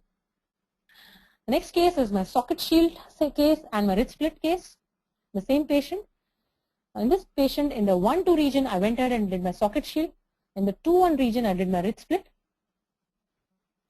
Let me show you the socket shield that I followed for this case. In the 1-2 region, with Stanley, this patient wanted replacement of his teeth. When I took his CBCT, I realized that if I remove the tooth, there was a fracture, horizontal root fracture on this patient, and this patient definitely required an implant. But if I had removed the whole tooth, you can see that there is absolutely no facial bone which is present in this area. So what we decided to do is to retain that buccal root so that when we place the implant, there is no loss of buccal bone. This is the root piece. I sectioned the root piece so that the buccal part of the root is retained. And this is how I retained the thin shell of root which is kept inside. I went ahead and placed my implant, keeping some amount of distance from the root to the implant. I went ahead and grafted the jumping distance. Because I did not get the kind of stability that I desired, I gave it a submerged healing. This patient is still not restored. In that same patient, I had in the 2-1 region, when I saw the X-ray, I saw that almost 4 mm of bone was present. I could have placed a very thin implant, but if I wanted to place a standard size implant, in this case, I realized that this is way too thin for me to place it. And if I place the implant in this area, I'm going to have some amount of buccal dehiscence and eventual bone loss. So I decided to go ahead and do a rich split in this patient. I went ahead and gave my incision, elevated my flap, as you can see, gave my cuts, both horizontal and vertical. In this case, the only thing that I would do differently now is I would probably place my horizontal cut a little more palatal than what is shown here.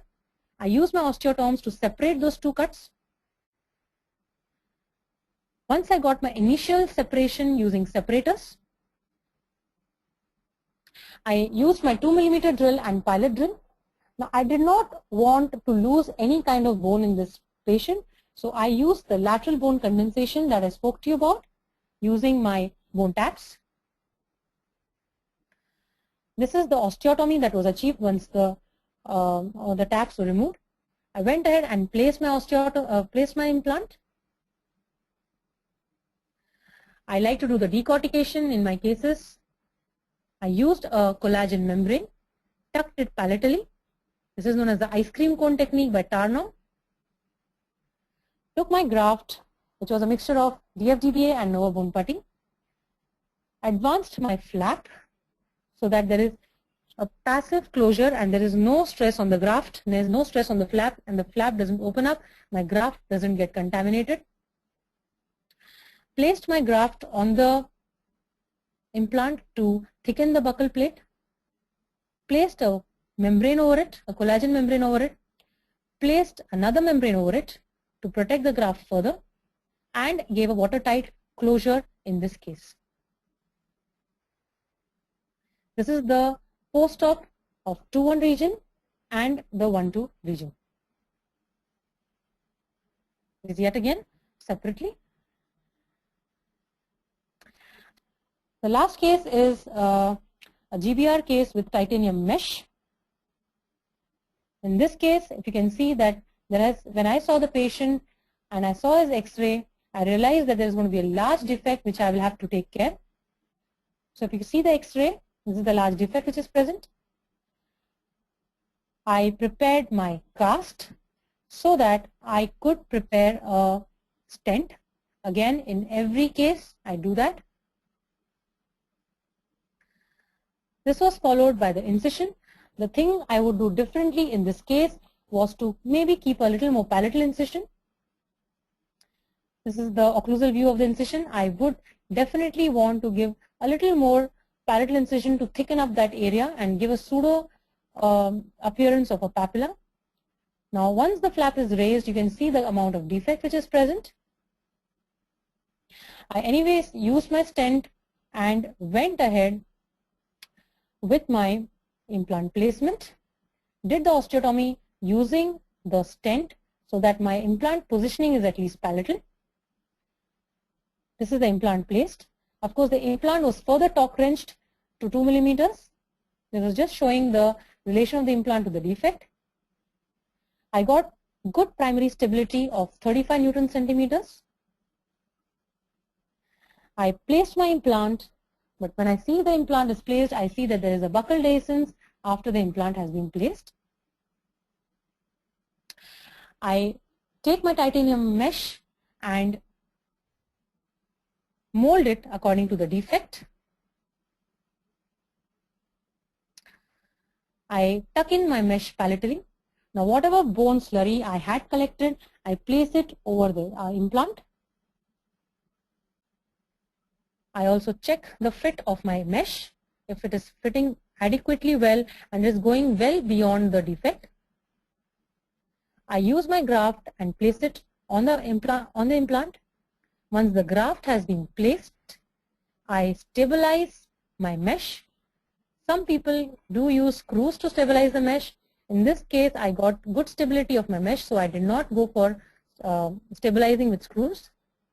I wanted to protect the graft a little more, so I placed a membrane. I also did not want any soft tissue ingrowth in the titanium mesh, so a second mesh was used. I got a watertight closure again. Again, one thing that I would do different in this case today was to not use a resorbable suture. I would rather use a PTFE suture because resorbable suture starts digesting the moment it has been placed in the mouth. I gave it a submerged healing for 6 months. And once I opened up my case again, I can see that a very, very good volume of bone has been formed in this area. I removed the mesh very carefully without damaging the soft tissue. And you can see the amount of bone that has been regenerated in this area. It's amazing. There's absence of any defect. And it's very, you feel very happy seeing this bone, by the way. It's just not amazing. It's a very happy feeling. And I placed my healing collar to help you appreciate the difference. This is while the implant was placed, and this is 6 months after the implant was placed. The amount of bone that has been regenerated here is great. So this is the initial defect, and this is the GBR with titanium mesh. It works, and it works beautifully. So that gets us to the end of my presentation. If any one of you is awake, let me just talk about some tips and troubleshooting. Extraction has to be done atraumatically without raising the flap. Implant does not have to be placed in the socket, but palatal and deep into the socket. Once the papilla is lost, it is impossible to get it back. You can probably grow a mustache. You cannot grow a papilla. It is a myth that immediate implants retain buccal bone. They do not retain buccal bone. It is also a myth that immediate implants cannot be placed in infected sites. Screw retained prosthesis is any day better than cemented prosthesis in the anterior aesthetic implant cases. Best aesthetic results are achieved if you fabricate the temporary in the clinic itself. Most failures happen because of improper case selection. Immediate implants work if you select your case properly. And what are the take-home points that you would probably have from this presentation? Immediate implants are the future and a big-time practice builder. Technique matters more than the implant system that you are using. If you follow everything properly, best aesthetic results are going to follow. Precise three-dimensional placement is much more relevant than costly zirconia abutments and aesthetic abutments. A good provisional is the key determining factor in contouring the gums much more than the implant, healing collar, or the abutment used. The aesthetic success is the primary goal. Surgical success is a given. You are wanting aesthetic success. Surgical success is always there. It is a rule that badly placed implants always integrate. The work you're doing is actually a signature that you're leaving in your patient's mouth. Quality means doing it right when no one is looking. And contrary to what people may tell you, it is a race. And the dentist who does the maximum implant cases in a given month and who delivers the more beautiful smile and has the happier patients wins. Go for it. Thank you very much for your kind attention. And that gets us to the quiz. So now there are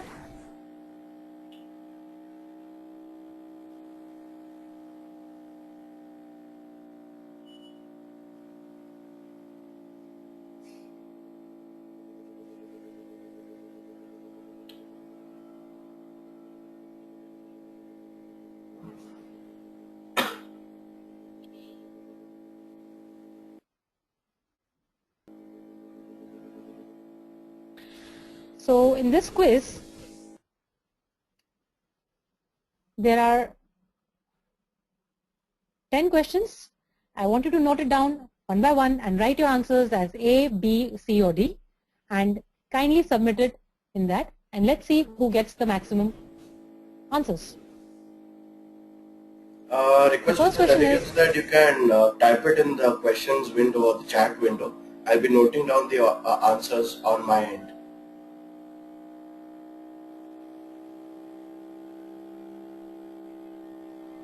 Has everyone taken down the first 4 questions? Then I can go ahead to the next ones. I think I will take some time. People are answering slowly, so we need to get some time. Okay. Okay. Yeah, sure.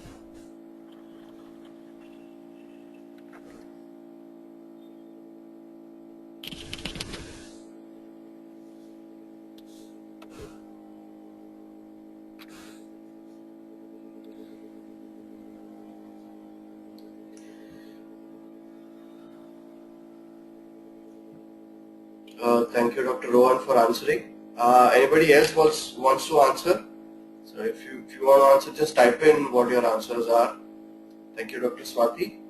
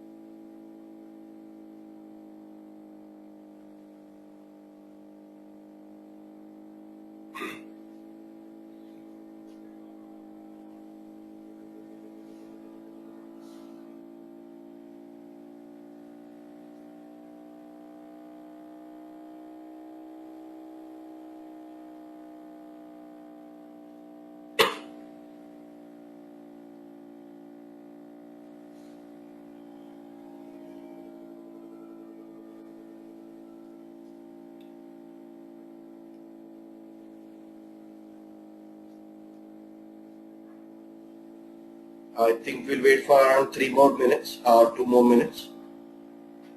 No problem, you can take your time.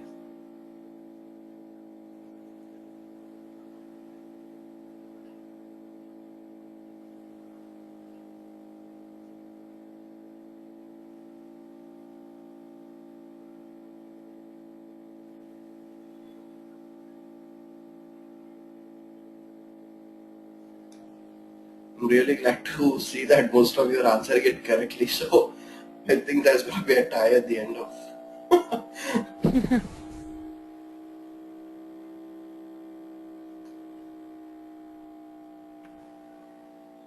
That's good. Everybody is a winner. The purpose is solved. Everybody learns.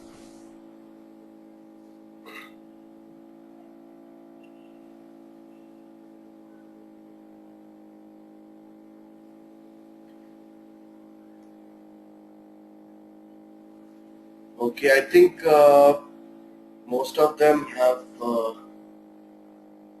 answered it. Do you want me to wait even more, or should ma'am continue with the next set of questions?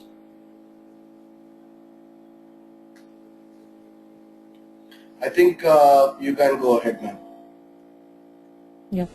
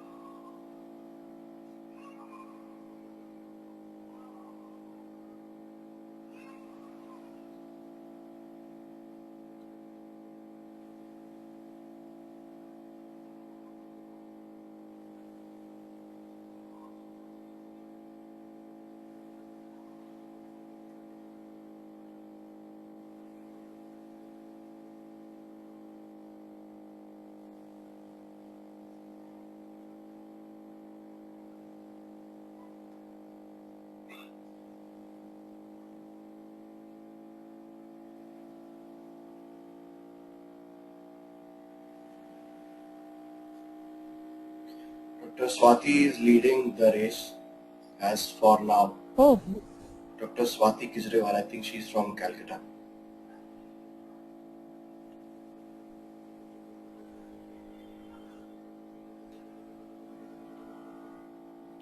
do you want me to go to the next set? Last two questions? People have not yet answered. We just wait for 2 more minutes. Okay. Yeah.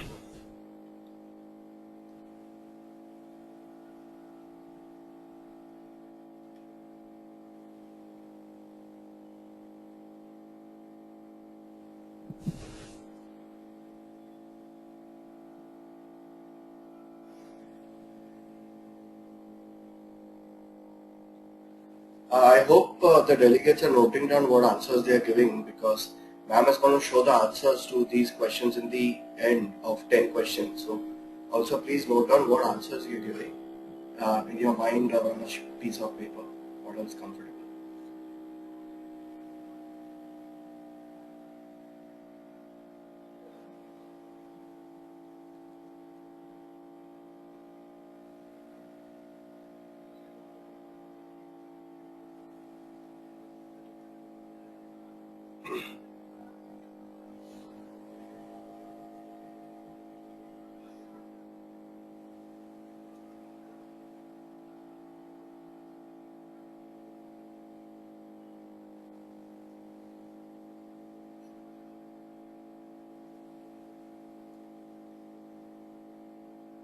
Dr. Jitendra is giving a tie to Dr. Swati, and both are almost going neck to neck. Yeah. No. Yeah. Swati is leading again. That's great. So there's quite a bit of contest going on between the delegates.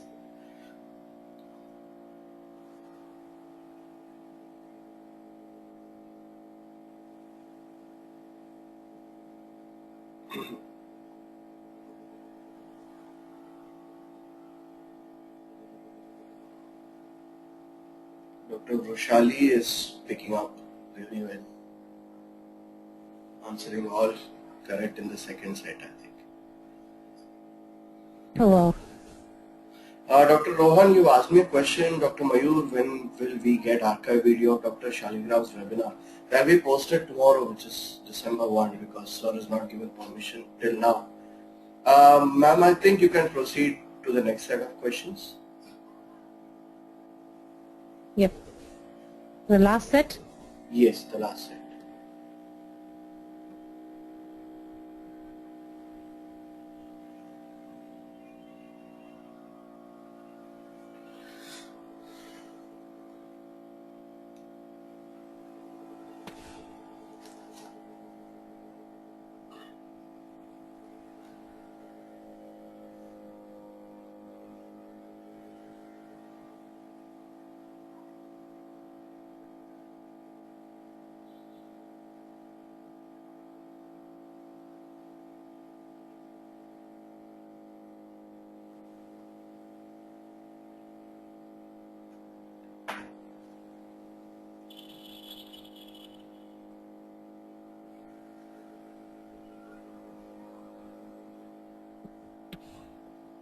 Take your time, there's no hurry.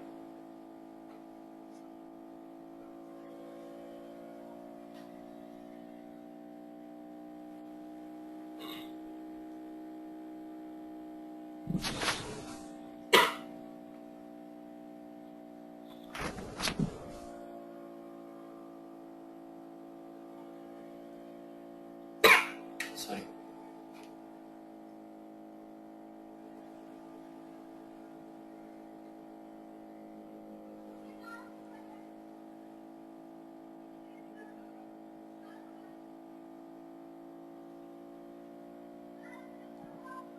I think we'll give 1 more minute and then we can conclude. And give your answer slowly, no problem.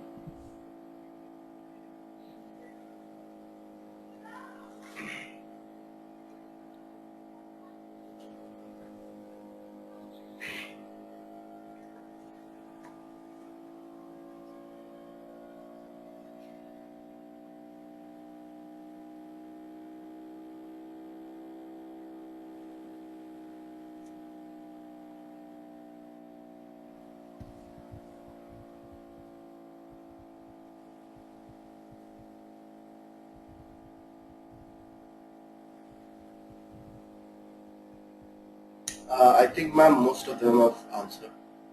So, Okay, show so I'll us show the you my answers. answers. Yeah. Okay, so the utilization of wide diameter implants in the anterior region will help retain the buccal bone. That is false. The transparency test is used to evaluate the soft tissue thickness. The provisional of choice in immediate implants in the aesthetic zone is screw retained. And the incision for the VIP-CT graft is kept mesial to the first molar to protect the greater palatine artery. Platform switching helps by moving the gap, it helps by both moving the gap towards the implant center and stabilizing the soft tissue. So the answer is both A and B. Periosteum releasing incisions are given in cases of open augmentation procedure. The key determining factor to contour the soft tissue profile is the provisional, and it is false to say that it is better to raise the flap to visualize the bone in the aesthetic zone. The last two, the choice of pontic in restoration is ovate, and the buccal bone loss in the anterior zone can be minimized by keeping the osteotomy palatal and using socket shield both. So the answer is either of the above. So Mayur, who is leading? There's a clear winner for today's quiz, and I'm very happy to announce that Dr. Swati Kejriwal from Calcutta has won. I think she has answered all of them Congratulations, correctly. Swati. Oh wow, that's great. Congratulations. Unfortunately, I don't have any gift for you, but I'm glad that you got the first prize. Great. Ma'am, there are a lot of questions for you. I think it's time to take up the questions really soon because there are around 15-20 odd questions. Oh my. Okay, go ahead.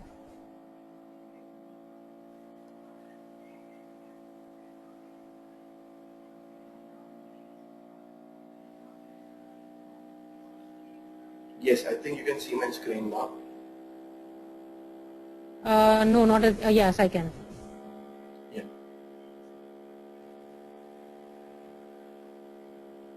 Okay, so the first question is talking about the path of insertion.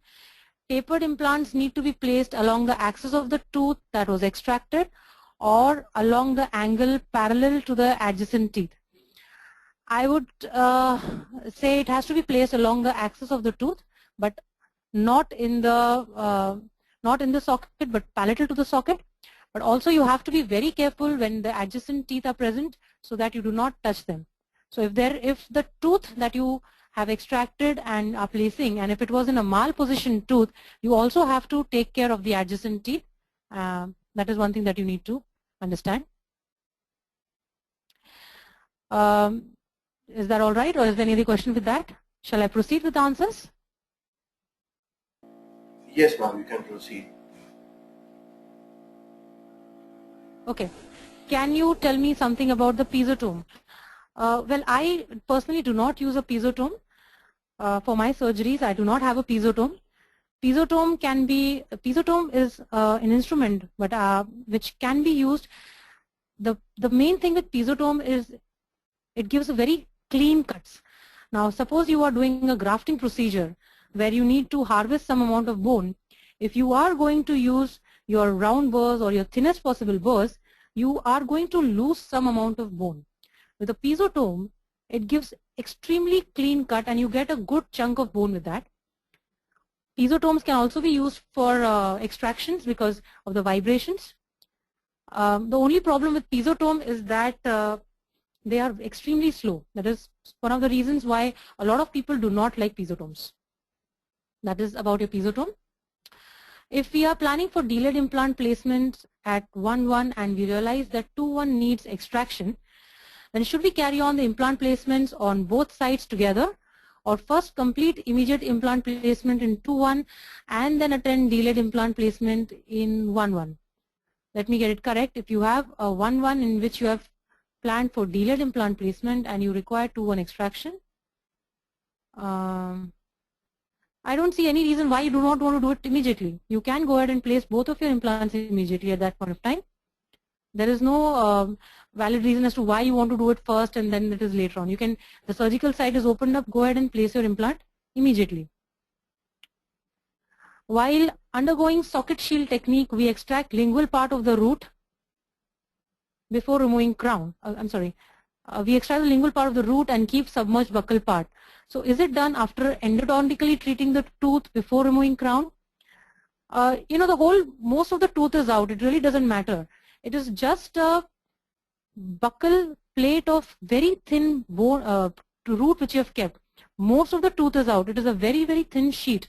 So whether that tooth is extracted endodontically or not treated endodontically, it really doesn't matter. You're removing the tooth. You're just preserving the buccal plate there. So it doesn't matter whether it has been endodontically treated or not. You just have to ensure that that buccal plate of the root is properly attached to the buccal plate of bone and it is not moving. That's all I can say about that. It doesn't really matter whether it is endodontically treated or not. Giving about choosing initial placed implants and delayed placed implants, which one will suit most for medically compromised patients? Now, in terms of, whether it is delayed implant placement or immediate implant placement, the protocol remains the same for any patient. If the patient has got high diabetes, you are not going to place the implant whether it is immediate or delayed.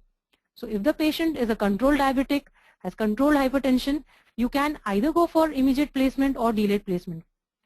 The only place where I can think for your medically compromised patient is for the patients who probably have women who have osteoporosis. Now the bone quality in these patients is very compromised. So the healing takes a lot of time. The initial primary stability that you would achieve in an osteoporotic patient probably is far lesser than what a normal patient would have. So other than a patient who is osteoporotic, I don't see any reason for not loading an implant if you get good primary stability. Please explain again platform switching. Okay, now see, the platform switching basically means you are using a smaller diameter abutment over a larger sized implant.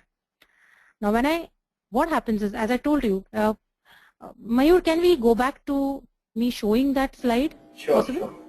I'll hand over the presentation controls. Yes, sure.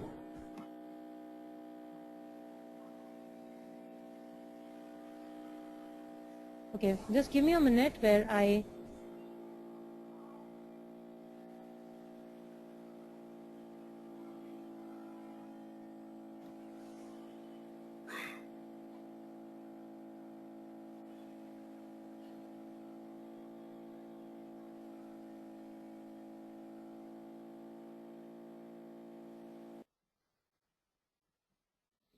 just a moment. There you go. Okay, I got okay now.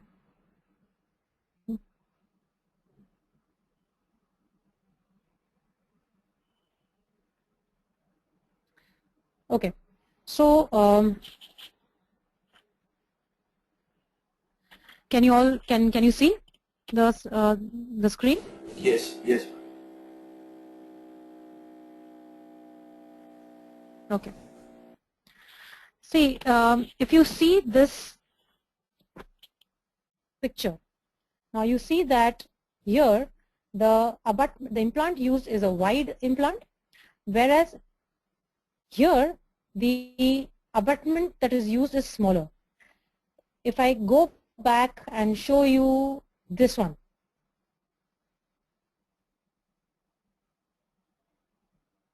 now can you see that here the abutment that has been placed and the implant that has been placed are of the same diameter? That means they are flushing with each other. Whereas in a platform switched abutment, you are using, this is the way it goes. It is not flushing. A flushed abutment would have looked like this. Whereas here, it is not flushing. Now, as I told you that if this would have flushed, this area would have been a zone of irritation for the bone. Now, this would have become a zone of irritation, there would be bone loss. Now, if you're placing your abutment, you're taking this a platform switched abutment, this zone is going away from the bone. It's going towards the center of the implant. Now, when this zone is taken away from the towards the center of the implant, this zone of irritation goes away from the bone. If there is no zone of irritation for the bone, there will be no bone loss, and you get stable aesthetics, stable long-term aesthetics for this patient. So, is that clear, or do you want me to explain a little more to you?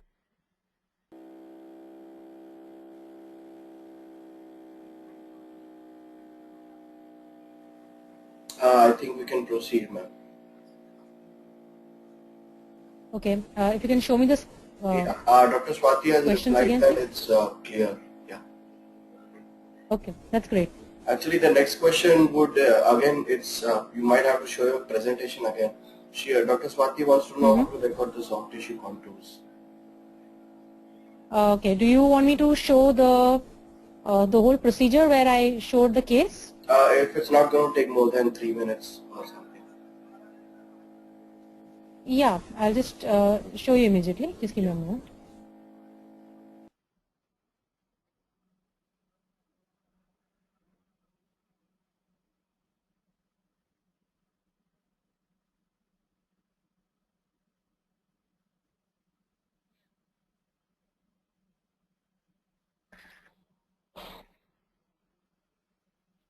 See, if you see, what I did was basically I removed my temporary and I attached it to the analog.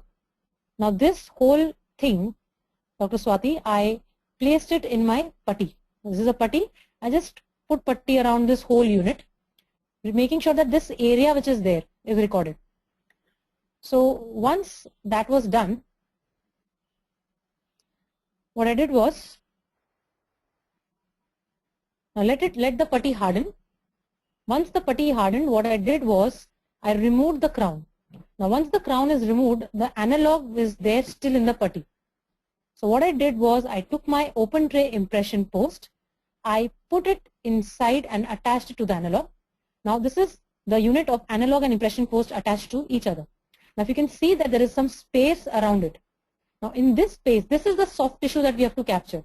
Now to capture this, what I did was I customized my impression post. I used my flowed it around the area and cured it. Once it got cured, I cut off this putty index, I removed it putty index, and now the analog is attached to the impression post with this soft tissue recorded. Now once I have this customized impression post in my hand, I went ahead and placed it in the mouth. It goes and sits perfectly in that soft area. And once I have my open tray impression, I have this soft tissue recorded in my impression. I hope that makes it clear. Also, there is this one more direct technique in which you just place the impression post directly in the mouth and flow in some pattern resin around that, and you need not do all this thing. You can just directly do it in the mouth itself.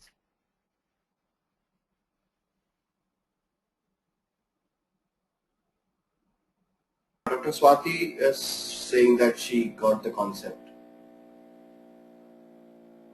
Okay, that's great.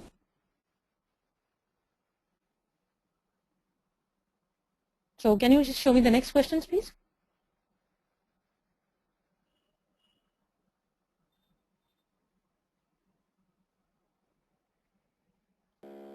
Okay, how is periosteum releasing incision given?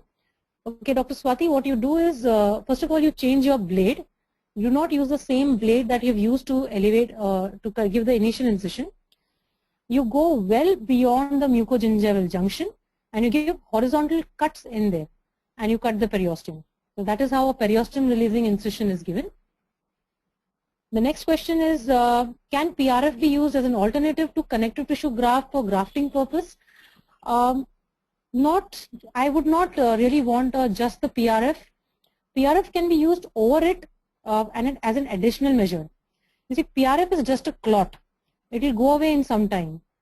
You want that area to be protected. A connective tissue graft will protect it better than just using PRF. You can use your connective tissue and use PRF for better soft tissue healing. But just depending on PRF for closing that area will not serve the purpose. Especially if you are using mainly to thicken a periodontium, a PRF would not really work out. And which bone graft is good to be used, especially in implant cases? Now it depends from case to case.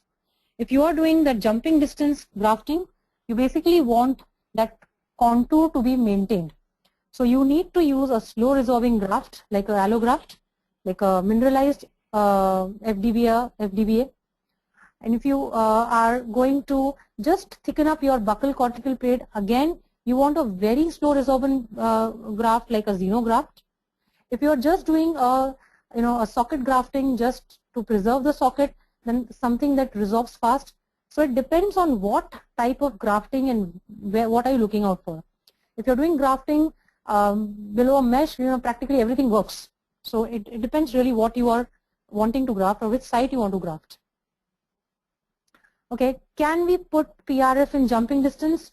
No, as I just told you that PRF will go away. The jumping distance, the main idea for putting the graft is to maintain that distance.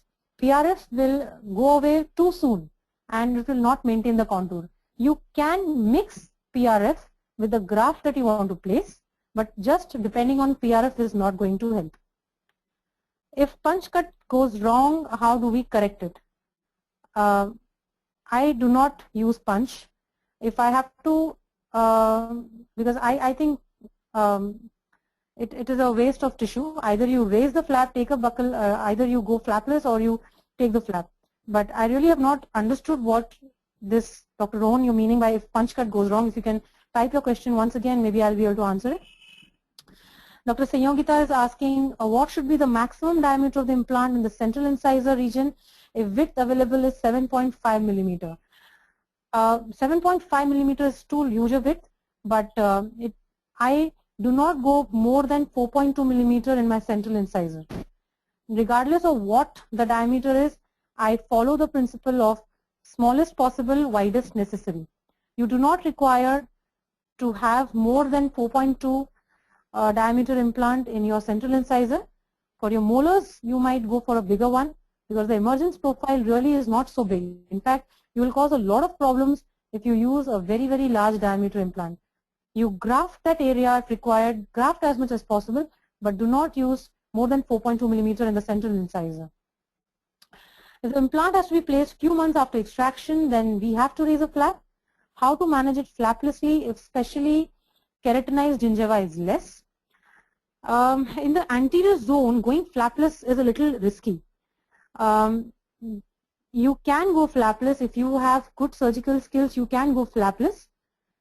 I would want to raise a very minimal, if not going involving the papilla, at least a mid-crestal to at least see the bone when what I am going. I am not a big fan of flapless. If I either go immediate restoration or if I do raise a flap.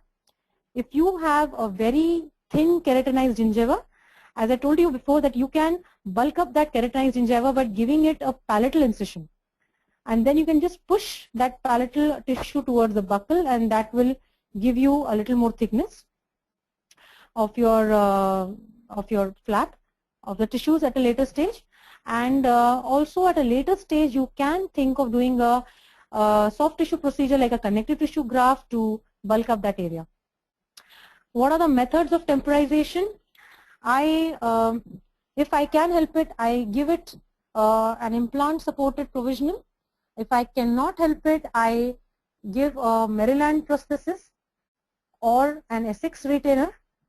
If both of them are not possible and RPD is the only way to go, I do not give a flange to the patient, to the RPD. I just give teeth which just sit on the ridge, and there's absolutely no pressure of the RPD on the bone. In VIP CT graft, what sutures to be given to stabilize CT graft? You can give a vertical mattress suture that really pulls the graft in that place. What is the advantage of double membrane technique? Are the two membranes to be used? Should be different material? What two membranes to be used? Double membrane technique basically means you're using one more membrane over the other. It just helps you to protect the graft a little more. Now, the graft that you open, you can use either the same material or two different membranes. It really doesn't matter. If you have opened up a packet and you're using half the membrane and half you want to throw, you can just might as well use the same graft over it, a same membrane over it. So in that case, what I did was I used one collagen membrane and I obtained a Corian membrane from Tata and I used that as the second membrane. There is nothing like you have to use two different membranes. You can use the same membrane to protect the graft. How to advance the flap without shortening the vestibule? Unfortunately, there is no other way to advance the flap. There will be some amount of shortening of the vestibule, which you might have to correct at a later stage. Any other autogenous, any other AB for irrigation the socket? Can you please explain me what AB is? What do you mean by that? Antibiotic. Oh, any other antibiotic for irrigation of the socket? I prefer this. There is nothing. You can use. Also, you can use flagyl for anaerobic infections if you suspect that. I think that would be the only additional antibiotic that I could think of. Yeah, I think that's all that I could answer. Dr. Mohan has corrected his question, and I'll just read out the question for you again, ma'am. If the first osteotomy cut goes accidentally buccal, can it be corrected? If the first osteotomy cut, does he mean while drilling? Means for advancing the flap. Sorry. Yeah. So that means you've started your drilling and your first osteotomy drill, the first pilot drill goes wrong? Is that what he's asking? Yeah. Yeah. So yeah, you can correct it in the first drill. That's what I said, that if you want to do any correction, that you need to do it during your pilot drilling. What a very important tool that you should have in your drilling is to have a side cut drill. Suppose you've had your pilot drill and you did not go in the correct direction and now you want to change it, the pilot drill will keep jumping back to the same place where you had started your osteotomy. Side cut drill will actually guide you to the path where you want to go. You can actually guide your side cut drill to the osteotomy, desired osteotomy. So you can correct it. It requires a little more precision, a little more concentration, but you have to realize it in the beginning. If you have completely done your osteotomy and then you want to correct it, unfortunately, no, you will not be able to really get those results which you desire. Dr. Swati has continued her question. I think it's about how to advance the flap without shortening the vestibule. It's continuing with that question. She's asking, means for advancing the flap, we have to give vertical incision, right? Question mark. Yes, we do. For releasing, no, for vertical, you need not give both sides vertical incisions. You can give it a triangular flap. You give a one incision only on one side, and still you can advance it. You can also give a lateral, advancement of the flap. That is also one of the ways where you can advance. But the advancement achieved with just the lateral pulling is not going to be that great. The ones that you achieve by actually releasing the periosteum horizontally is much more. It depends on what type of grafting you're doing. Right, I think that takes care of all the questions for today, ma'am. Okay. Right, so should we conclude for today? Yeah. Yeah. Thank you very much, Dr. Komal. The webinar was truly amazing and extremely well conducted. It was a sheer pleasure to watch such well-documented cases. I'm sure our delegates will benefit from the differences pointed out by you in conventional approaches and current concepts in implant aesthetics. Thank you very much for strengthening our basics in oral implantology. The entire presentation was extremely well planned, with rich content and with clear concepts. I thoroughly enjoyed every bit of the presentation, and I hope that our delegates did that too. Your tips on performing surgeries in aesthetic zone are extremely amazing, very practical in daily dental practice. I'm sure our delegates will be able to implement your concepts from tomorrow itself. I thank Dr. Komal for delivering such an amazing webinar at the Dental Webathon. Dr. Komal. Thank you so much. Thank you very much. It was my pleasure. And I'm glad I could share some points with all of you. Thank you so much for listening. Bye-bye. Lastly, with today's webinar, we come to an end of our marathon 21-day journey. Frankly, I cannot believe how time flew away. As an organizer, I feel thankful to all the delegates and I feel proud of all of you for your endurance and participation for the biggest event in dentistry 2014. I am fully aware that it is extremely difficult for any dentist to be present for all 21 days. After all, you all have a operatory to take care of and so many other commitments. But despite this, despite your busy schedule, you reserved your time for the Dental Webathon for all these days. That is absolutely commendable. Hats off to all of you. Coming over to our esteemed speakers, I have no words for the amount of support you all have given. I'm truly in debt to all the 21 excellent speakers. You have been the superstars of this event, and I'm sure that you will be extending your wholehearted support in our future events as well. Despite your extremely busy schedules, huge responsibilities, you gave Dental Webathon your best. All the practice sessions we had, all the communications we still have, will always stay in our memory. I must admit, I thoroughly enjoyed your company and I'm overwhelmed by your support. This is just the beginning and we all have a long way to go. I sincerely hope that the dental education ensured the convenience of all our delegates. We have done everything in our power to give every delegate individualized attention and answer each and every query at a personal level. We consider every query by our delegates as top priority and we hope that we could live up to your expectations that you had from us and from the Dental Webathon. With that small speech, I would like to officially conclude the Dental Webathon 2014. Please note that the archives will be available till 15th of December. Thank you very much.